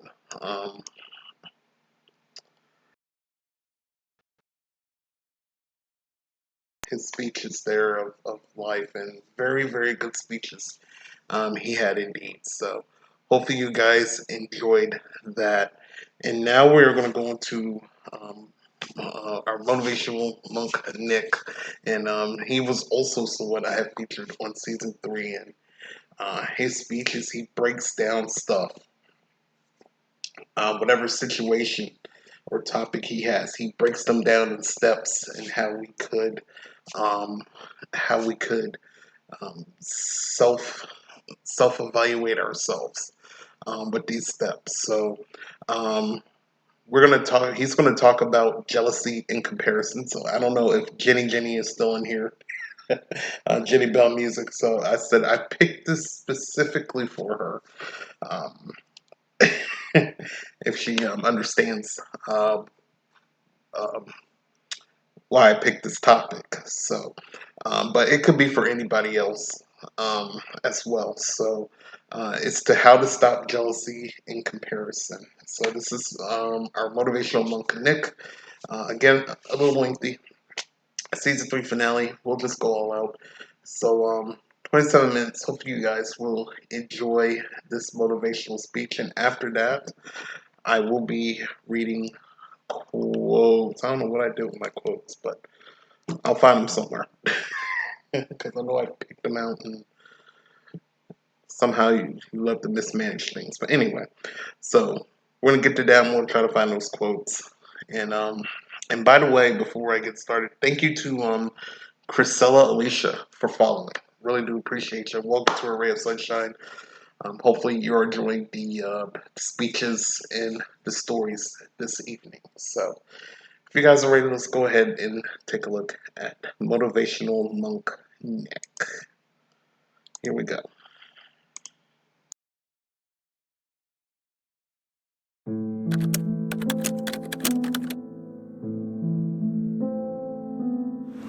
So today I wanted to talk about a topic that affects so many people. And this topic is regarding how to not compare ourselves to others and also how to not feel this sense of jealousy. And normally when we are in a group setting, because we have to interact with other people, we're not just by ourselves, it makes sense because we're trying to find our place. We're trying to see how are we doing, so then we look outside to compare ourselves, to judge ourselves, and then to use it as a measure. And that is just basic because we're dealing with other people and we interact with other people. Now, with the way our culture, with the way our society is now, with the advancement and the invention of technology, it just exploded. You can see now with the mere fact of the amount of social media, the amount of news, the amount of information that is available to us, we're just bombarded. From the time that we wake up all the way to the time that we go to sleep, many people struggle with this. So if it's not you, that's okay. But most people in this moment just have this difficulty because everything is so accessible. We have our phones in our hands. We're always looking down at it, and it's just in front of us the whole time. Also, with the messages that we receive and the expectation of society, then everything is compounded. So it makes sense why we would have a tendency to feel jealous, compare ourselves to others, and then make a judgment about our own lives. So in this video, I wanted to take time to normalize that this is something that most people deal with or most people face with. But the other part of it is that we can look at it in a different way. where instead of using this comparison, using this jealousy, where it impairs you, where it makes you feel bad about yourself, and then you get into a negative loop cycle, why don't we take a look at this from a different perspective, using wisdom and then using techniques where to learn and to study, and then you can benefit and use this as a stepping stone to transforming yourself. So in no particular order, these are 5 tips that I wanted to share with you to help you not compare yourself to others and also feel a sense of jealousy.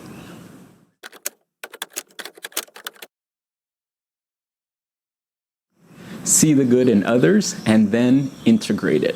It's very common that when we look at others, then we start to compare. We see that they're doing so good, they're so successful, they're so beautiful, they're so fill in the blank. And then when they are that beautiful, when they are that successful, when they are that strong, then when we are not at that level, then we tend to make a negative judgment about ourselves.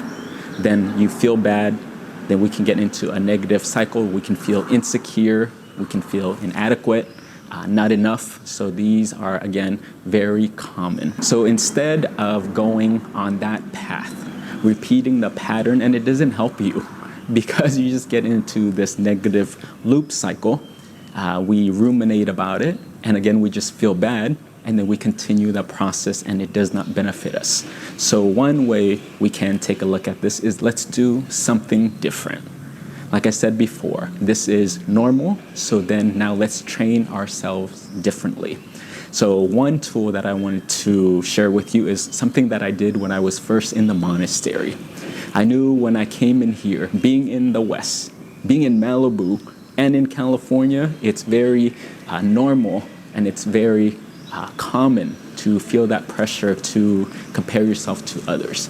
But I knew when I came into the monastery, I wanted to look at myself in a different way. I wanted to fix this issue because I knew, and you know, that comparing yourself to others, it's just not healthy. So then instead, I decided, let me train myself. When I started the ordination program, we had men coming from around the world.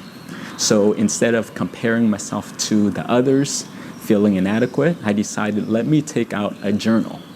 And on this journal, then, because we had 30 men in the program who were ordaining, I decided just take a normal journal like this.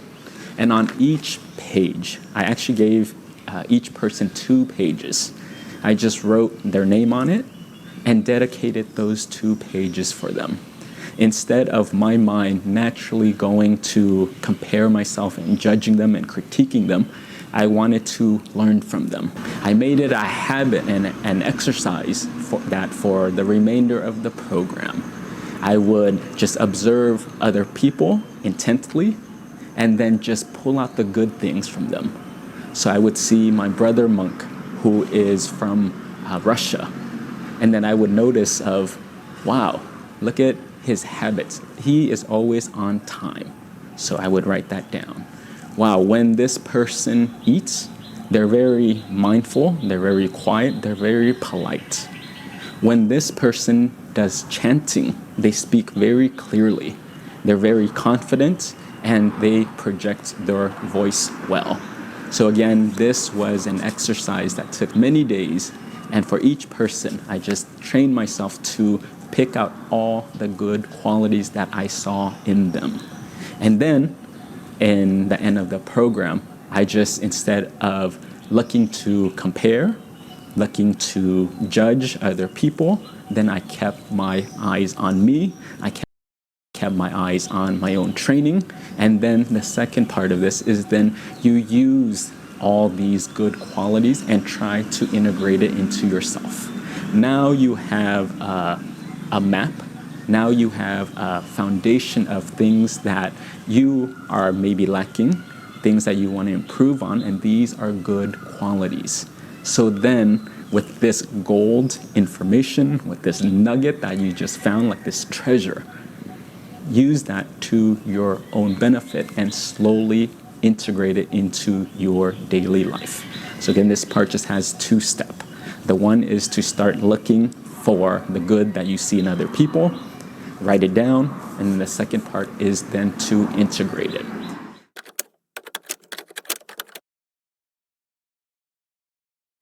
Anumotana bun, and in English it's rejoice in your merits. And merits is really just the good deeds that we do. So in the monastery, when I first came to Thailand, this is a Thai word, where when you do good deeds, everyone will kind of cheer you on and congratulate you and point that out. And the word that they use to rejoice in your merits is anumotana bun. So anytime someone does a good deed, then they would say anumotana bun. And for me, when I first came to ordain and to come into this culture, every time someone did something good, and again, people would really rejoice in it, and they would keep saying. And for me, I didn't even know how to say this word, so it was uncomfortable. I was not trained in this concept or practiced this concept prior to coming here, so it felt a bit off. And people just kept saying it over and over. Anytime I did something good or anytime someone else did something good, it's just anumotana bun, anumotana bun. You did good, anumotana bun. And like I said in the beginning, I'm like, okay, this is very strange. You know? Like, really, do we have to do it every single time? But now that I've been in the monastery for some time, I can see that this is one way that we use to train ourselves. So anytime someone does good, we recognize what they did, that was a good action, that was a good behavior. And then two, we want to acknowledge that and share in the goodness with them.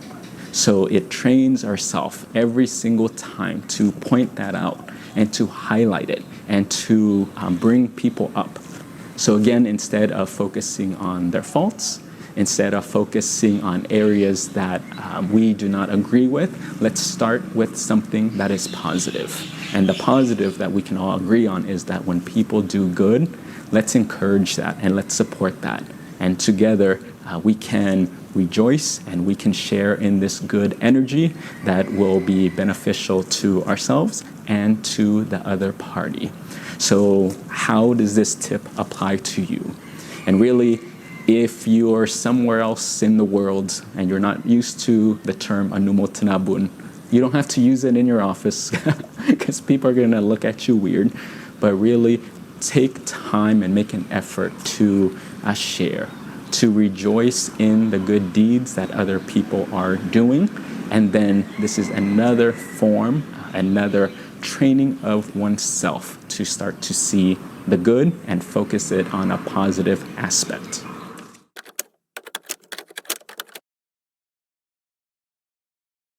Spreading loving kindness.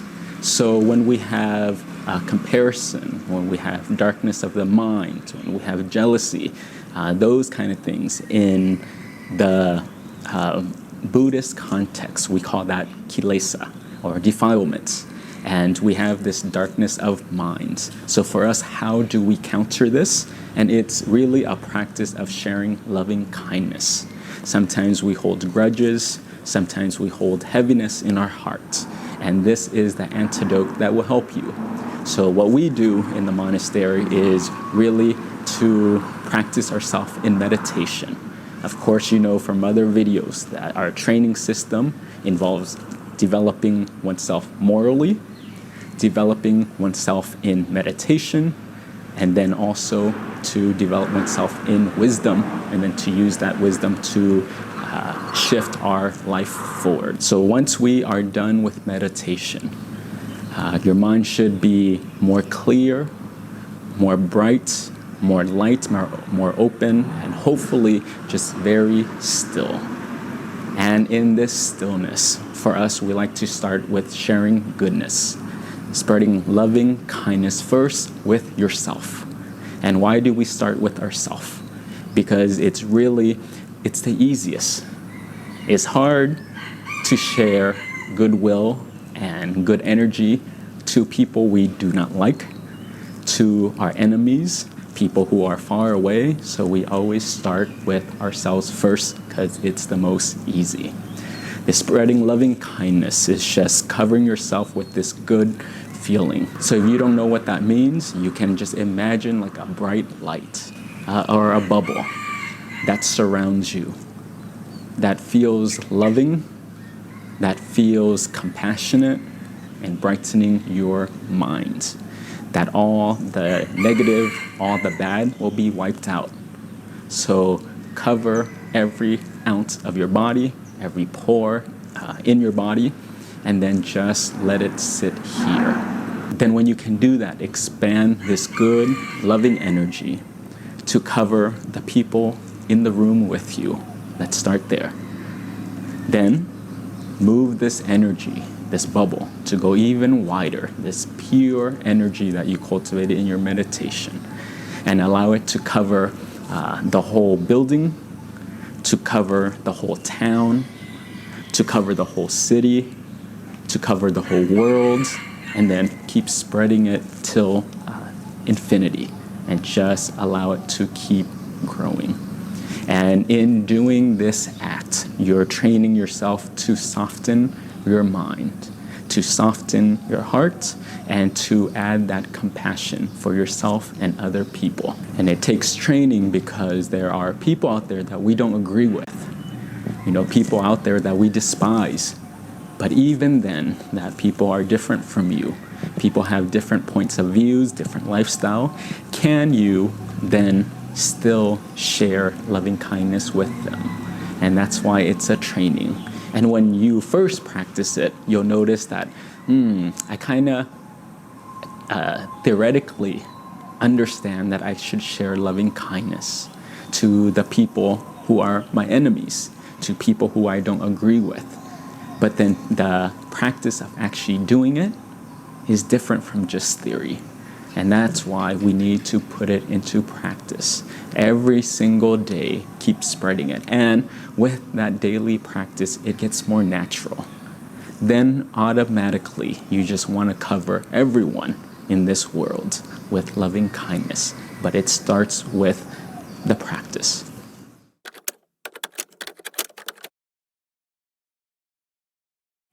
Talk to them and ask them how. So when we get into a space where we're jealous of someone else, we feel inferior.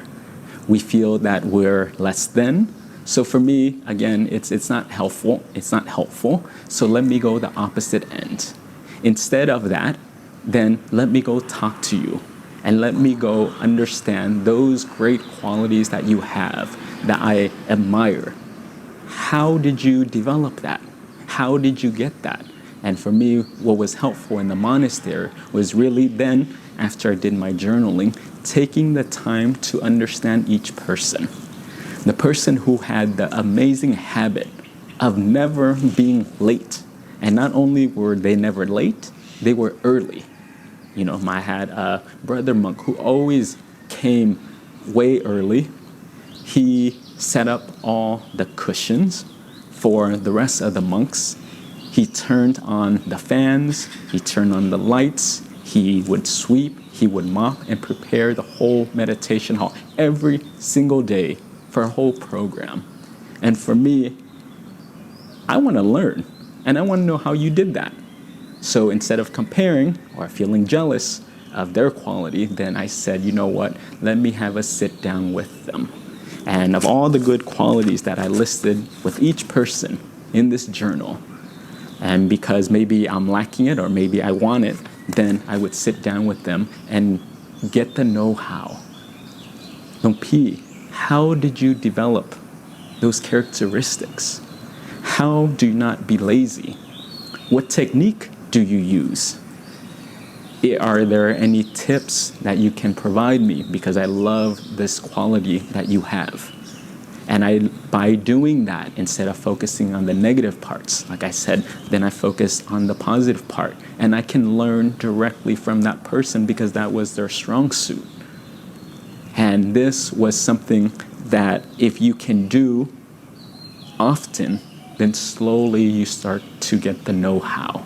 And then you start to integrate it into yourself. And the characteristics that you were so jealous of, then it becomes part of you. Imagine doing this on a daily basis, going down, and genuinely, this is not a, I'm secretly plotting or I'm just genuinely wanting to be a better person, to develop my skills, to integrate what you have. And then I would continue this process from one brother monk to the next, and next thing you knew, they were so kind and they handed me their wisdom on a silver platter.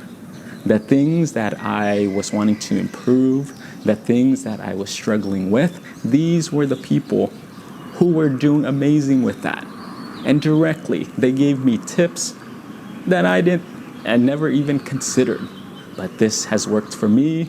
This is a technique that I use. This is a secret that I found that you can apply to yourself. And right there, this was something then that was beneficial for me.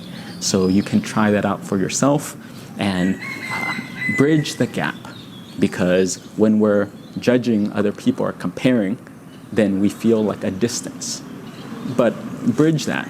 Go directly to the source if you can, and talk to them and learn from them. And what I find is that most people, they want to share the things that have worked for them, and it's actually an honor and a privilege. And this little act can change your life drastically. So give it a try.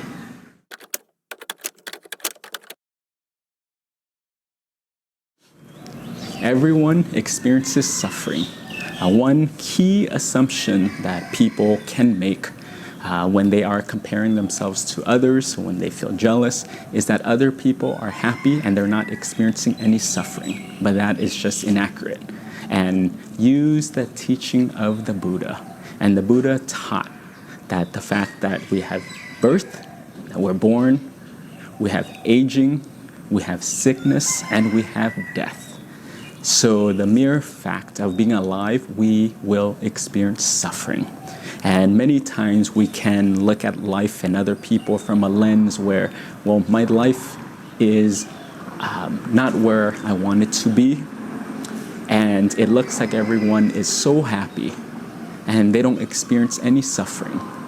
We have an image of what celebrities look like, of what athletes look like, people who are successful, the different array of images available to us. It can look like they don't experience any suffering, and that's just not a fact.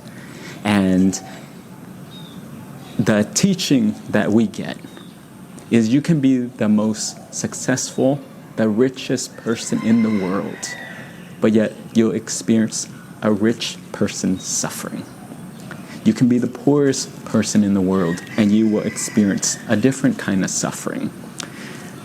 People look at other people's relationships and wow, I'm single, yet someone is in a relationship and they must be happy.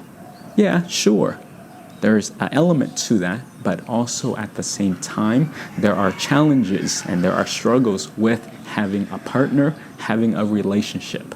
But we can go black and white where we think, wow, it's just romantic, all honeymoon, roses and butterflies. You get love notes every single morning. So if you are in a relationship, please describe it. Is this the case? Or it's just roses and butterflies and rainbows and poetry every single day? And that is just not how it is. So if you are single, there's benefits to it. There are parts of it where it's challenging. All the same, if you're in one part of the world, they have challenges. You know, when I was in Malibu, there are Malibu challenges. And there are benefits. And when you're in this country, I'm in Thailand, there are great things and there are also challenges. But to be a mother, even of a newborn baby, is the most happiest, most precious time. She's holding her child in her arms. So yeah, that's a very sacred moment, but yet this new mom still experiences some form of suffering. People who are famous has their suffering. People who have the nice body and the six-pack and everything that you so desire, they also have some form of suffering. And how is this helpful to you? And just know that any ideal of the type of person that you are idolizing or looking towards, just know that there's a common thread. There's a common ground that we can relate on, and the way things look does not necessarily meet the eye. And we can get into the habit of just going one full spectrum. Wow, so happy. But again, just know the mere fact of being alive, regardless of your status, regardless of your race, regardless of your wealth, anything that you can have the pinnacle of, you will still have some form of suffering. So by knowing this, it gives you some kind of comfort to know that it is normal. And then the last part of it is then keep cultivating your own serenity, your own peace, become your own refuge. And looking outside, sure, okay, you can see it, it brings up a lot of things, but ultimately, let's do our own work, because that's important and that's the real stuff. And allow your mind to be bright, keep training yourself, and train your perception to see things as they are. This is Buddhism. See yourself as you are, see other people as they are, and see your situation as it is. And these kind of Dhamma, for me, is just very helpful, and that can give you a peace of mind. So there you have it. These are the 5 tips that I can offer for you to not compare, to not judge yourself to others. The good thing with this part for me, I feel like if you can look at things very neutrally, is that it exposes, when we look at other people, it exposes maybe good qualities that we may be missing, maybe that we want some, and that's a great thing. So use that and learn it and try to integrate it into your life so you can be better. But I find that when we engage in this comparison, jealousy thing, it just doesn't benefit us. It gets us in a negative loop cycle and it goes nowhere. So instead, go the opposite. Learn from the situation, learn from the other people, take their goodness, and then apply it to yourself. Teach yourself, develop a system and a model where when you engage with the outside world, this is how I train my mind and to look at the situation in a positive light. Otherwise, like I said, it does not benefit you. So develop a system where it does benefit you and keep constantly training yourself. So we can look at the world where we always feel less than, inadequate, not enough, always striving and yearning. Well, for me, I just take it lightly, I take it easily, and I just feel like a kid where I look at the world and I'm just playful, where I just look at things, or I try to look at things with open eyes, like a learning, like a playground, where wow, that's so cool. These are the qualities, these are the virtues, these are the characteristics that I want. The last piece that I would add to it is to pay attention to what are you jealous of.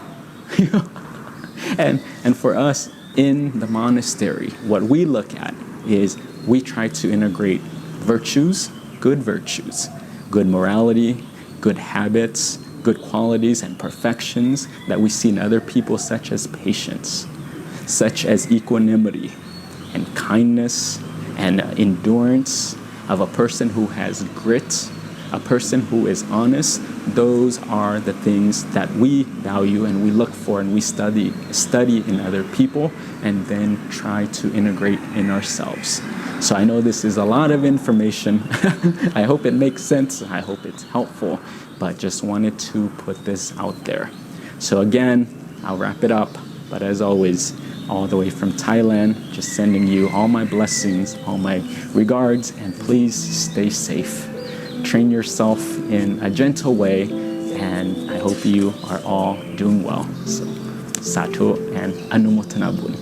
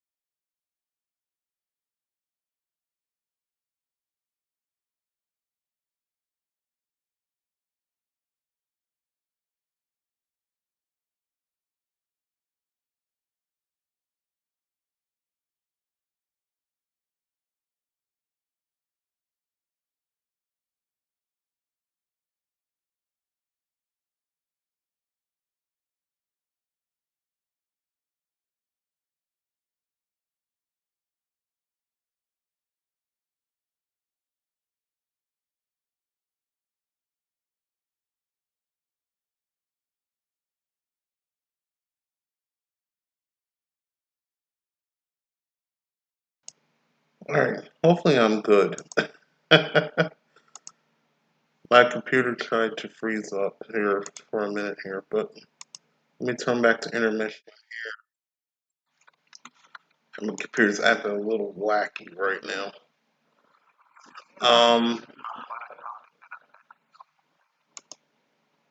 Always trying to repeat the same thing. Come on, pause, pause.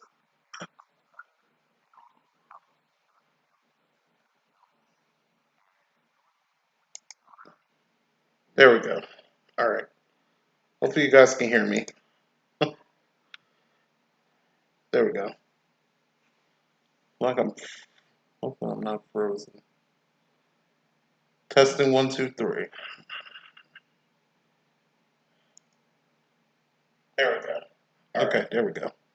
I'm back. Alright. Little technical issue there. But I'm back. So hopefully you guys enjoyed Motivational Monk Nick there with his speech of stop with the jealousy, the comparisons, and all of that. Hopefully you guys enjoyed that video, and very informative. It's just be yourself. That's the main goal of the video. Be yourself. Stop comparing to others and just focus on yourself and how you can better yourself in life. So, with that being said, I decided to close out the show with quotes. We always, most of the time on season 3, and this was a new thing I brought up on season 3, was the quote segment. And actually, it started with Summer of Sunshine, I think, when I did the show last summer. But it became very popular, and I've been starting to do quote segments ever since. So tonight, I thought I would do something very different. If you follow me on Discord, usually I got a section with daily quotes, and I will take a photo of quotes that has came from this calendar. And I have done all the quotes from the beginning of the year, actually the beginning of the end of last year, and until today. And they're all posted on my Discord. So if you're interested in that, usually I do plug my Discord at the end, but I'll do it a little bit different tonight. If you're interested in being in my Discord, please do. There's the link right there. You can go into my daily quotes and other stories. The stories you see here tonight will be on my Discord as well. So make sure to join the Discord, follow, join in, and a lot of good positive stuff on the Discord. So I picked out 20 quotes that I will read from the calendar. I randomly picked these, except the first ones and the last ones. These ones were for the start of the calendar, and the last one you will see is from today.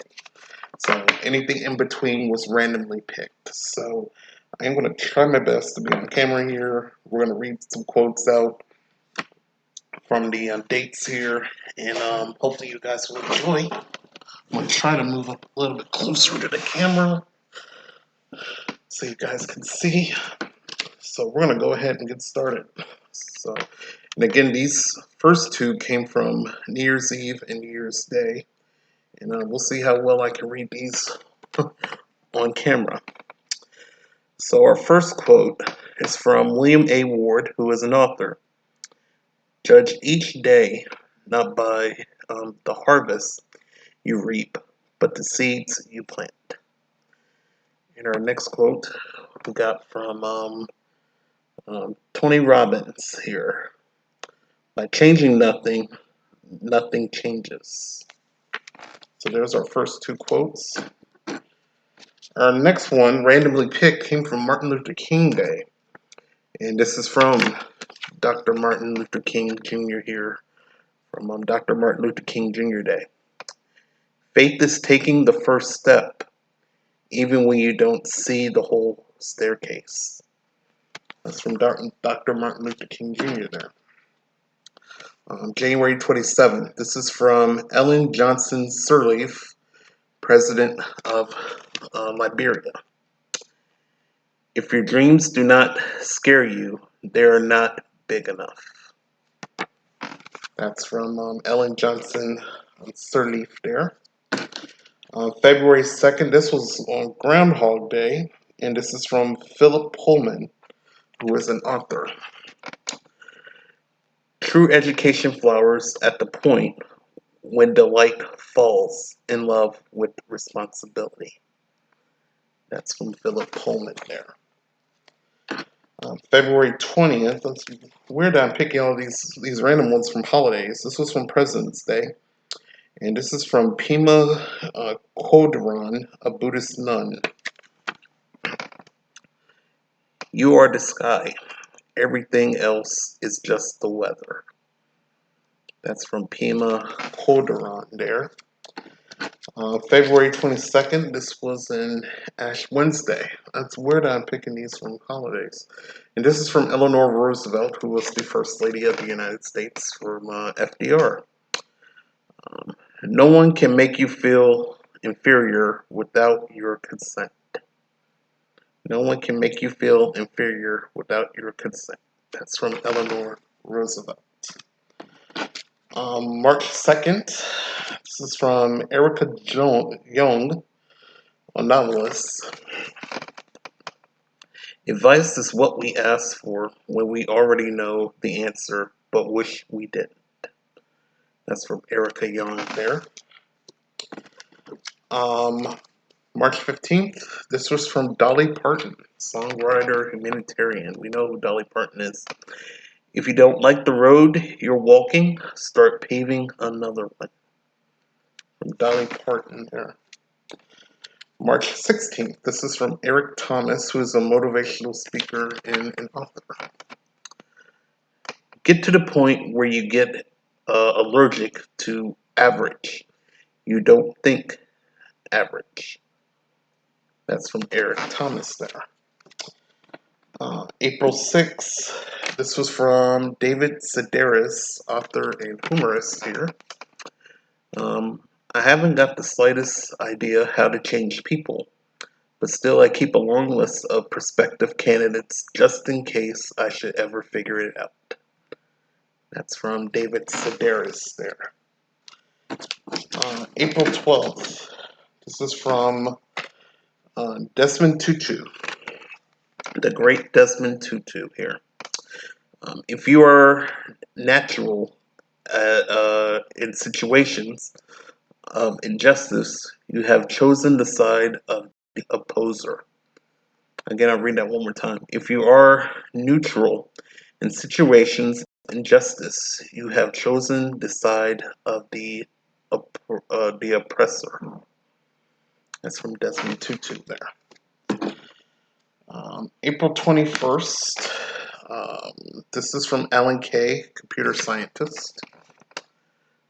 The best way to predict the future is to invent it. That's from Alan Kay there. April 24th, this is from Amanda Gorman. We know who she is. She was the young lady that was on Biden's inauguration reading the poem there. There is always light, if only we're brave enough to see it, if only we're brave enough to be it. That's Amanda Gorman there. May 16th, this is from Susan Wojcik. I'm going to say her name wrong there. Wojcik, the CEO of YouTube. It's a relatively long one here. Rarely are opportunities presented to you in the perfect way, in a nice little box with the yellow bow on top. Opportunities, the good ones, they're messy and confusing and hard to recognize. They're risky. They challenge you. That's Susan Wojcik, I think I'm saying her name right here. CEO of YouTube. Okay, we got a double here from May 20th to 21st. We'll start with the top here. This is from General George S. Patton. Never tell people how to do things. Tell them what to do, and they will surprise you with their ingenuity. And this one's from Napoleon Hill down the bottom here. Victory is always possible for the person who refuses to stop fighting. So that's Napoleon Hill there. We got two more, and a double weekend one here. This one's from Charlie Chaplin. You'll never find a rainbow if you're looking down. And then this is from Maurice Switzer? Yeah, Switzer. It is better to remain silent at the risk of being thought a fool than to talk and remove all doubt of it. So that's from Maurice Switzer there. And here is the quote from today. Our final one here from Alexander Graham Bell, the inventor of the telephone here. When one door closes, another opens, but we often look so long and so regretfully upon the closed door that we do not see the one which has opened for us. That's a good one for today. That was from Alexander Graham Bell. So 20 quotes I did there. Personally, I know someone was like, Raymond, you should read the quotes one day. And I did read the quotes there. So hopefully you guys enjoyed that to close out season 3 of A Ray of Sunshine. I really do appreciate you guys being in here so much. Thank you for the support. Thank you for the subs. Thank you for the bits. Just thank you for being here. I really do appreciate you guys so much for being here from October until now. And now I'm going to be focusing on some things this summer, personally for me, but hopefully live streaming and with the show as well. Before we do that, let's do my plugs right now. I'm going to do my plugs early before I get to chatting about what I'm going to do here. And the first plug I want to do is Jenny. Thank you for the bits. Thank you for the 100 bits, Jenny. Did you see my Did you see the video, the last video I did with the monk?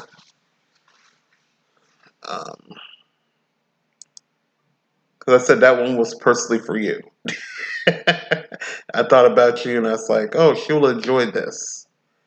Thank you for the bits, Jenny. I do appreciate you. Alright, my internet is being, I don't know what it's doing. Okay, there we go. Because I'm trying to put a promotional plug up. So let's do the promotions first before I tell you what I'm going to be doing after this season. If he has put the ad up, which he didn't. He didn't. So I'm just going to pull up the phone. Alright, cool enough. Alright, we're just going to pull it up on the phone. The Mental Health Hour, Tim and Gemma. Make sure to check them out tomorrow night, 6 p.m. Eastern, 3 p.m. Pacific. And let me go ahead and pull up the ad that Tim or Gemma did today and the topic they'll be doing. So they haven't done it on the computer yet. Look up here. There we go. So we're going to zoom in on it as well. They will be talking about impulse control tomorrow. Impulse control. So that'll be a kind of an interesting topic. I think Tim says this will be under his expertise here. So, but check out the Mental Health Hour. They talk about wide variety of topics, and Tim and Gemma give their own opinions about it. They're not doctors, but they give opinions on these topics because they have been through some of these topics. So make sure to check them out tomorrow night. Again, impulse control will be their topic. 6 p.m. Eastern, 3 p.m. Pacific, 11 p.m. UK time. And for Jenny Bell, that is 6 a.m. Philippines time. And also, Jim in Chicagoland, make sure to um, give him a follow, give him a watch as well. He will do Catalyst tomorrow night as well, 11 p.m. Eastern, 8 p.m. Pacific. He'll have a candle, talk about your day, and talk about topics, stuff probably going on in the news. Just make sure to check him out tomorrow night at 11 p.m. Eastern. And also, he does Saturday Night Trivia, 10 p.m. Eastern, 7 p.m. Pacific on Saturday nights. He should be back this Saturday for trivia as well. So, I wanted to get the plugs out the way. So, now we're going to tell what I will be doing after this season and what the future of the show right now. After this, I have a whole bunch of decisions to make. First of all, I've been in this place for 4 years. 4 years. And it's probably think it's about time for me to situate myself, move out. I could be with my parents. Who knows where I will be next? But parents is probably the number one opportunity right now. As got bills, I got a new car to pay for. Just stuff I need to do. And with stuff going so high, inflation and everything, and it's probably about time to either go back, find somewhere that I can save money to at least catch up on bills or find something in my price range. So that's the main factor into that. So during the summer, I'm going to be taking off, at least either finding a place or getting situated back to my parents' residence, which will mean live streaming. They don't know much about live streaming and what I'm doing. So, and I also gave considerable thought about this because I'm glad I'm kind of ending on a season 3 note here live because recently with the whole landscape of Twitch and everything, some people are looking for other ways to live stream. I feel like me personally, and I'm just going to say it out there, what Twitch is doing, it's kind of, ugh. So, so right now, before the whole Twitch thing was happening, I was thinking this show could be more of a YouTube show. I know I do it live, and I know I get support, which is awesome. But it's kind of like I come in, it's like people want a show, and then it's like, oh, I can't, come in. And I tell people, hey, I got replays and all that stuff. But with the situation I'm in, I'm going to be in if it does happen. If it's not live streaming, it will have to be YouTube. And it's not bad to give YouTube a try for season 4 if I do decide 100% committed that it will be YouTube. I will definitely let you guys know, the whole editing process, all of that. Have to get used to that. But it could be YouTube. But I'm not in any way leaving Twitch at all. It just depends on things. So I could go live on Twitch for other things. Like next Tuesday. Next Tuesday, I will be at a baseball game. I will be live streaming a baseball game if I can, depending on the service. So that's a note there. So probably next Tuesday, I will be live streaming a baseball game locally around here. So if you have a chance, make sure to check that out. The game starts at about 7 p.m. Eastern here, so I will let you guys know in advance about the game. But I could be live streaming a baseball game. I could be going back to live streaming me going to work here on Twitch. It's just a lot of things. IRL. And Jenny Bell, that's how I kind of started a little bit, was IRL. So, and And I've been doing that for a little while. Then I gave it a break, and then this is when this show happened, and all that. But I do a little bit of IRL. So if it has to be, it can be IRL on here. I know I got subscribers. I got people giving bits like Jenny Bell did and Nancy did earlier tonight. So I'm gonna keep Twitch on. I'm not leaving Twitch. I'm always gonna be around Twitch. I know I got fans, supporters I watch on here. So don't cry. I'm not gonna cry, Jenny. No. I'm not gonna cry. No. But as far as the feature of the show, this is the main thing to show here. I'm thinking more of YouTube for season 4. So thinking more YouTube right now for this season. This next season coming up, and when will that happen? I will not give a date. I would like to start back in October. For season 4, so we'll see, because I felt like I loved this whole October thing. We got it done early. It was a very long season this season. We got through a lot of stories, and I never thought I would get to 32 episodes. Combining everything together with the stories and the videos. Usually I would separate them to their own episodes, but culminate that 32. If I would split it up, I would have had 64 episodes. So it has been a long season, and I kind of like this format that I did. So, so season 4, if I can muster it, and this had to be a whole bunch of stuff I need to do, it might be a YouTube thing, but definitely will keep you in check for season 4 on that. Edit and whoa, yeah. What else? So I talked about where we could be going. It's looking more YouTube right now than Twitch for season 4, and it's another big step of going to another platform. So, but I feel like it'll be more of people getting to watch my videos. All the videos will stay on YouTube. It won't be deleted. Once I post it, it will stay for people to watch. I think that's a big advantage. I think the biggest disadvantage will be interaction. I will say if I don't go live.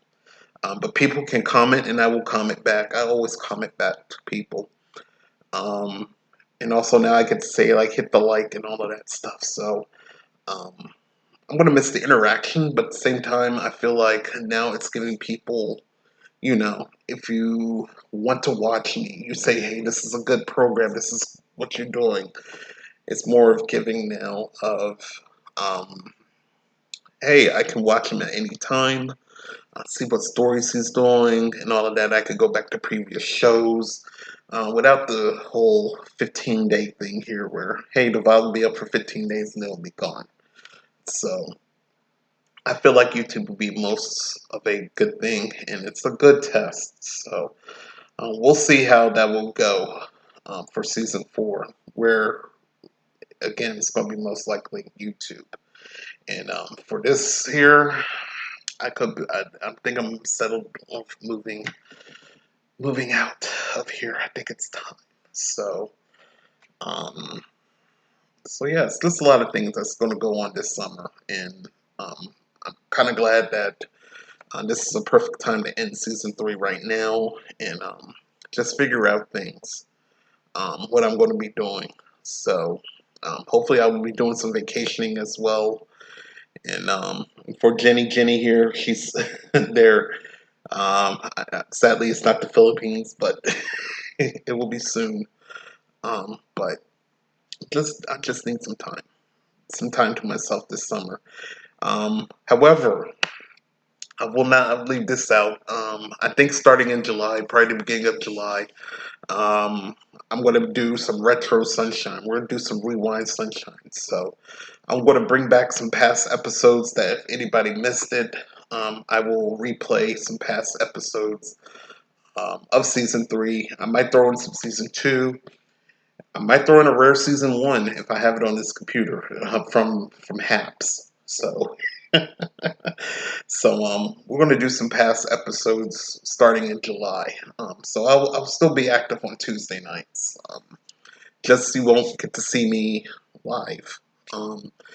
I'll be in the comments, but I'm going to throw in some past episodes, some stories that I kind of liked, or just throw in something random, and hopefully people will catch it. If they miss any news, or there's a story they want to go back, or if there's a motivational video that y'all saw that y'all want to see again, I think that's what I will do for the month of July and August. So, barring if I'm not doing any vacationing or anything. So, and we'll see. I'm testing the waters out, as I say, on the summer. Probably moving. Probably going to YouTube.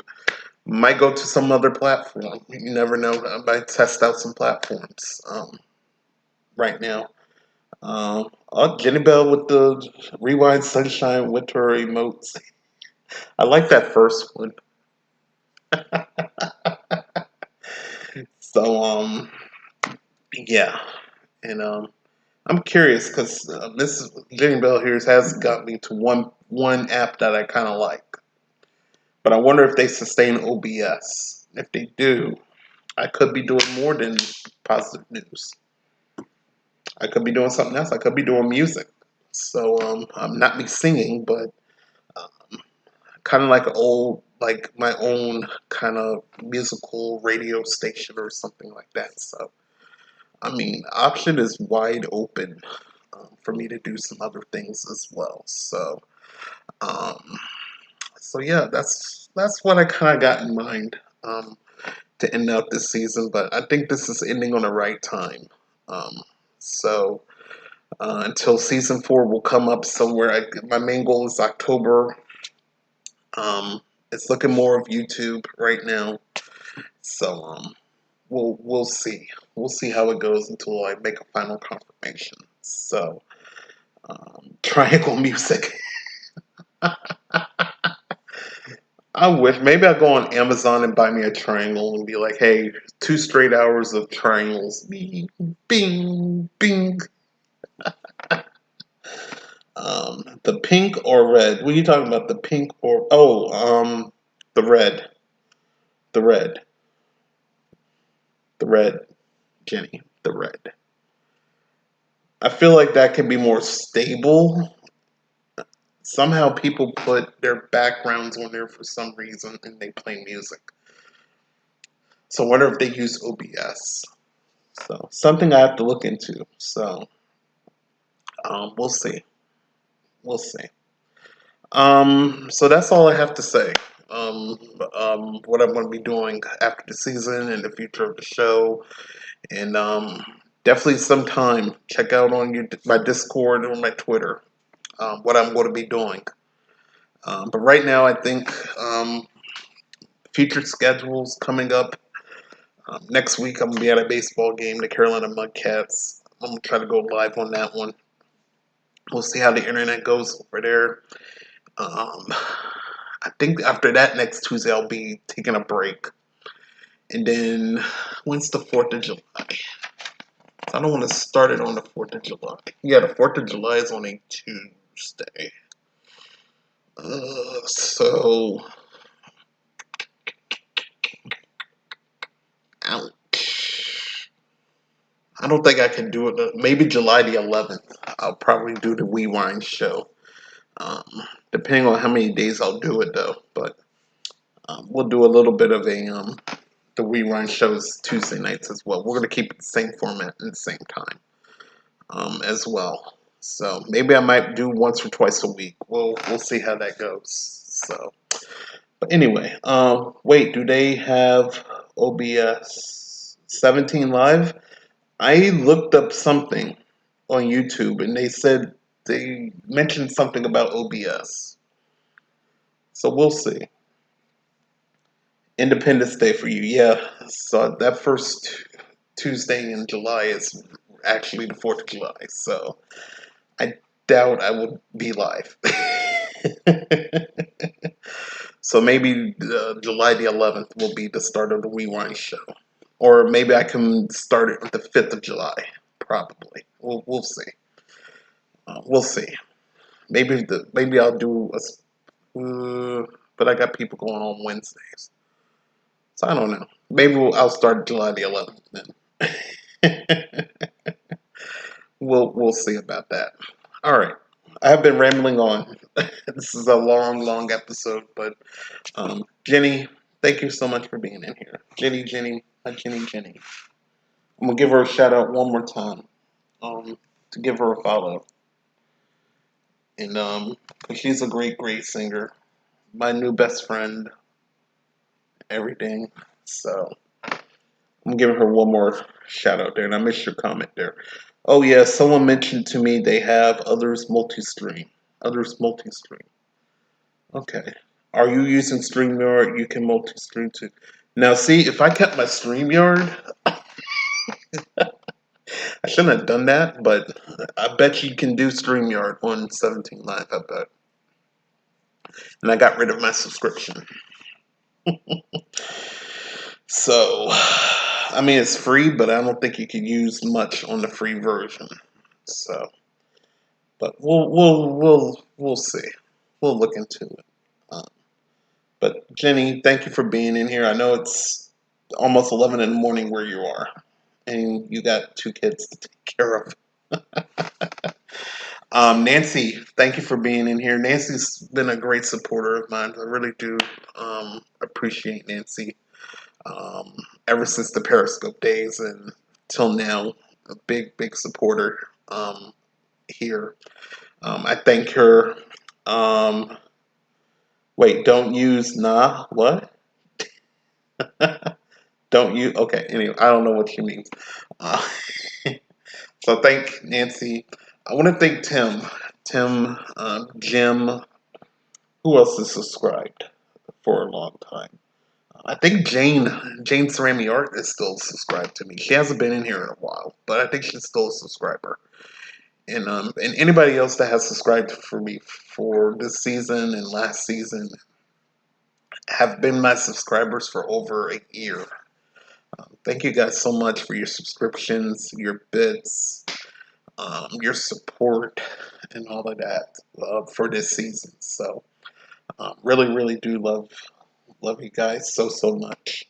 Yeah, the helper came. Research NA, don't use already. Okay. This must be code for something, but I'll make sure to look into it. It'll probably ring my head. It's like, okay, that's what she meant. Okay. So, just direct to app. So, just direct to app. So, just use the app. Don't use the computer. She said just use the app. Don't use the computer. Okay. NA means already. Okay. Okay, alright. Research up. Okay. Alright. Anyway, I'm gonna go ahead and end the stream. Jenny, talk to me on Instagram. And but again, thank you guys so much. Season 3 is about to be in the books. Until next time, be positive, stay safe, be kind to one another. And I will see you guys later on in A Ray of Sunshine. We'll see you back in Season 4. Brand new episodes on Season 4. So, love you guys so much. Take care. And again, thanks for the support and love, guys. All right? I'm just going to end this. I'm not going to rate no one. I'm just going to end the stream. So, appreciate you guys so much. And have a great evening, great morning, great afternoon where you are. All right? Okay, everybody. Bye-bye.